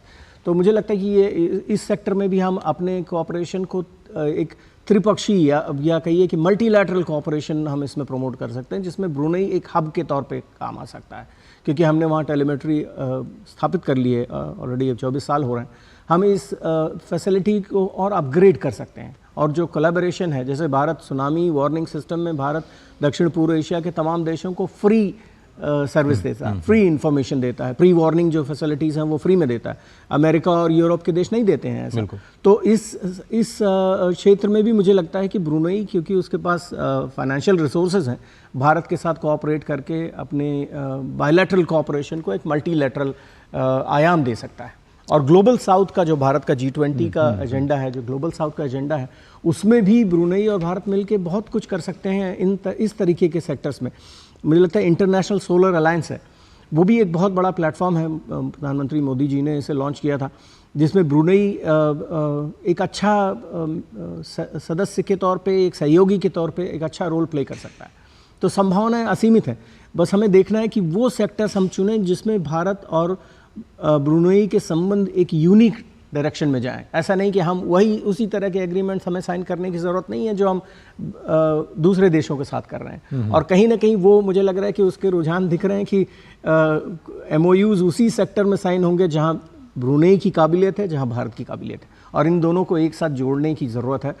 ब्रुनेई के साथ संबंध अपने आप एक नए आयाम पे पहुंच जाएंगे। तो मिस्टर वोरा, आपको लगता है कि इस लिहाज से इसी को थोड़ा सा आगे बढ़ाते हुए क्या हम मैरीटाइम रिलेशंस और ज़्यादा मजबूत होते हुए देख रहे हैं? वहाँ का जो मावरा पोर्ट है उसको हम कैसे डेवलप करने में मदद कर सकते हैं, या फिर हमारे जो इंडिया के ईस्टर्न कोस्ट पे चेन्नई, विशाखापट्टनम, पारादीप, कोलकाता, एन्नौर जैसे जो पोर्ट्स हैं उनको कैसे जोड़ा जाए, इस पर भी बातचीत हो सकती है? क्योंकि G20 में तो हमने देखा है कि इंफ्रास्ट्रक्चर डेवलपमेंट पे हमने बहुत फोकस किया है। देश में भी हम देख रहे हैं कि ये NDA 3.0 का शायद सबसे सेंट्रल मंत्रा नज़र आ रहा है डेवलपमेंट का। तो ऐसे में मैरीटाइम रिलेशंस जो हैं वो आज के MOUs में एक महत्वपूर्ण स्थान प्राप्त कर सकते हैं। 100%। मुझे मालूम नहीं है कि अभी ब्रुनेई में जो हमारा डिजिटल पब्लिक इंफ्रास्ट्रक्चर है, यूनिफाइड पेमेंट इंटरफेस, मुझे मालूम नहीं उसका प्रयोग होता है कि नहीं। मलेशिया में तो होता है, मुझे अभी ब्रुनेई के बारे में मालूम नहीं कि वो एक्सेप्ट करते हैं कि नहीं। लेकिन ये एरियाज हैं, सर, ये हमें नहीं भूलना चाहिए कि ये छोटा देश है, जियोग्राफी बहुत छोटी है, 8 या 10 हज़ार की तो इसकी पूरी फौज है। तो ये कहना कि ये बायलैटरल कोऑपरेशन हो सकता है, ये हो सकता है जॉइंट, ये वो थोड़ा सा इसमें रियलिज्म होना चाहिए। 42 देश हैं जो हमारे साथ जॉइंट मिलिट्री एक्सरसाइज करते हैं, और किसी भी दुनिया में एक देश नहीं जिसके साथ इतने देश जॉइंट एक्सरसाइज करते हैं। ब्रुनेई भी हमारे साथ करता है। तो इसको ध्यान में रखते हुए वो एरिया जो आपने बिल्कुल सही कहा है, जहां पे हमारी कन्वर्जेंस हो सकती है, कि मेरा ख्याल है कि जो सुल्तान है, अगर मैं उनसे मिल रहा होता आज के दिन में, तो मैं कहता टाइगर देख, तेरे पास ढेर सारा पैसा पड़ा है बैंक में, तो हमारे पोर्ट्स में लगा, उनको डेवलप करते हैं, और आपको इससे ये फायदा होगा, उसके बदले में हम आपको ये देंगे। डिजिटल पब्लिक इंफ्रास्ट्रक्चर आपको चाहिए, वो हम आपको देंगे। आपके देश में, आपका देश बहुत महंगा है, वहां पर मोबाइल कनेक्टिविटी बहुत महंगी है, हम शायद आपकी मदद कर सकते हैं, कुछ को और रीजनेबल करें। हाँ, ये अलग बात है आपके पास ढेर सारा पैसा है, आपके लोगों के पास पैसा है। तो ये चीजें हैं जो है डिजिटल इकोनॉमी, उस पर फोकस करें। मैरीटाइम इकोनॉमी, जैसा प्रोफेसर साहब ने कहा, उस पर फोकस करें। बाकी जो कन्वेंशनल कोऑपरेशन है, जो होती है कि भाई इतनी फौज में ये कर दूंगा, वो कर दूंगा, उसको अगर हम अलग रखें, तो मेरा ख्याल है कि ये न्यू बिगिनिंग, ये नई दिशाएं हैं, ये नया दौर होगा। और ब्रुनेई और भारत एक एग्जाम्पल, एक उदाहरण दे सकते हैं पूरी दुनिया को, आसियान को, कि भाई अब these are the areas of the future, और भारत सक्षम है कि आपकी मदद कर सकता है इसमें। एक बार फिर से हम प्रधानमंत्री नरेंद्र मोदी के ब्रुनेई के ऐतिहासिक दौरे को समेटने की कोशिश करते हैं आपके साथ। भारत और ब्रुनेई के बीच राजनयिक संबंधों की स्थापना के 40 वर्ष पूरे हो गए हैं, और भारत की एक्ट ईस्ट पॉलिसी के भी 10 साल पूरे हो रहे हैं, इसलिए इस द्विपक्षीय यात्रा को काफ़ी अहम माना जा रहा है। ब्रुनेई भारत की जो एक्ट ईस्ट पॉलिसी है और इंडो पैसिफिक विजन में एक बहुत महत्वपूर्ण भागीदार है। दोनों ही देश संयुक्त राष्ट्र, गुटनिरपेक्ष आंदोलन और राष्ट्रमंडल और आसियान के सदस्य हैं। क्या कोई और ग्रुप आज इसमें ऐड होता है, वो हमें देखना होगा, थोड़ा सा उसमें प्रतीक्षा करनी होगी। आसियान के साथ सहयोग के विस्तार के लिए जो भारत की नीतियां हैं उसको ब्रुनेई दारुसलम से समर्थन मिलता रहा है। भारत की look east policy, act east policy को ब्रुनेई का समर्थन है। रक्षा, स्पेस, एनर्जी, टेक्नोलॉजी और health services, people to people connect, ये सारे के सारे सेक्टर्स हम अपने जो मेहमान हैं उनके साथ डिस्कस कर चुके हैं। उनके संबंधों को और भी मजबूती मिलने की उम्मीद है। राजनयिक संबंध 10 मई 1984 को स्थापित किए गए थे। ब्रुनेई दारुसलम में भारतीय मिशन की स्थापना 1993 में हुई। उसके बाद ब्रुनेई दारुसलम का जो उच्चायोग है 1992 में भारत में स्थापित किया गया। और प्रधानमंत्री मोदी की बात करें तो ये तस्वीरें आप देख रहे हैं, प्रतिनिधिमंडल स्तर की जो वार्ता है उसकी हम आपको दिखा रहे हैं। प्रधानमंत्री मोदी और सुल्तान की जो पहली मुलाकात है वो नवंबर 2014 में हुई थी नेपीता में। आसियान शिखर सम्मेलन के दौरान, जो 25वां आसियान शिखर सम्मेलन था उसके दौरान ये दोनों ही नेता मिले थे। और ये तस्वीरें आपकी स्क्रीन पर इस वक्त आ चुकी हैं वहाँ के रॉयल पैलेस से, जिसका जिक्र हमारी संवाददाता भी कर रही थी कि गिनीज बुक वर्ल्ड में एक रिकॉर्ड के तौर पर इसको सबसे मैजेस्टिक पैलेस के रूप में देखा जाता है। और इस ऐतिहासिक स्थल पर भारत और ब्रुनेई दारुसलम के बीच में द्विपक्षीय वार्ता इस वक्त जारी है। 25वें, हम बता रहे थे आपको, 25वें आसियान शिखर सम्मेलन के दौरान दोनों नेताओं की मुलाकात हुई थी। और नवंबर 2017 में मनीला में फिर से जब ईस्ट एशिया सम्मेलन हुआ तो भी दोनों ही नेता, जो इस वक्त बड़ी गर्मजोशी के साथ तस्वीरों में मिलते हुए दिखाई दे रहे हैं, वो मिले थे। और द्विपक्षीय यात्रा, पहली द्विपक्षीय यात्रा इस वक्त लगातार जारी है। डेलीगेशन लेवल टॉक चल रही हैं, कई समझौतों पर हस्ताक्षर होने की उम्मीद है। 2023 में 195 मिलियन अमेरिकी डॉलर का केवल व्यापार रहा है। इसको और ज़्यादा बढ़ाने पर बातचीत हो सकती है, रिलेशंस को और नए आयाम मिल सकते हैं। भारत ब्रुनेई को अगर हम देखें तो एक्सपोर्ट के लिहाज से ऑटोमोबाइल, परिवहन के उपकरण, कुछ चावल और मसालों का निर्यात करता है, लेकिन ये री एक्सपोर्ट्स ज़्यादा होते हैं। डायरेक्ट एक्सपोर्ट पर शायद हम फोकस कर सकते हैं। और वहाँ से जो हाइड्रोकार्बन, ख़ास तौर पर जो ऑयल डिप्लोमेसी है उसके लिहाज से ऑयल के इंपोर्ट को भी बढ़ावा मिल सकता है। ये काफ़ी अहम तस्वीरें। MOUs पर जो हस्ताक्षर होने हैं उसकी लगातार हम समीक्षा कर रहे हैं और उम्मीदों पर हम बात कर रहे हैं कि ये क्यों इम्पॉर्टेंट है। मुझे लगता है कि अभी तक अगर आप इस प्रोग्राम में बने होंगे तो आपको समझ में आ गया होगा कि ब्रुनेई भले ही एक आइलैंड देश हो, लेकिन हमारे भारत की बढ़ती अर्थव्यवस्था के लिहाज से इतना इम्पॉर्टेंट क्यों है। राहुल मिश्रा जी, जो कि JNU के साथ जुड़े हुए हैं, वो इस वक्त हमारे साथ हैं। और फॉर्मर डिप्लोमेट श्री दीपक वोरा, पूर्व वरिष्ठ राजनयिक, भी हमारे साथ इस प्रोग्राम को आगे बढ़ाने में आप सभी की मदद कर रहे हैं। तस्वीरें आपकी स्क्रीन पर इस वक्त नज़र आ रही हैं।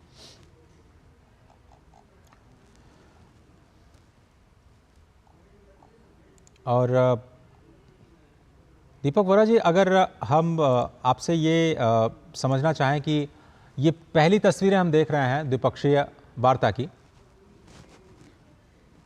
और उन सेक्टर्स का हम ज़रूर जिक्र कर रहे होंगे, तस्वीरें आ चुकी हैं, थोड़ी देर पहले की ज़रूर तस्वीरें हैं, लेकिन ये ऐतिहासिक दौरा, वहाँ की एक्सक्लूसिव तस्वीरें इस वक्त आपकी टीवी स्क्रीन्स पर। गर्मजोशी के साथ प्रधानमंत्री का स्वागत किया गया।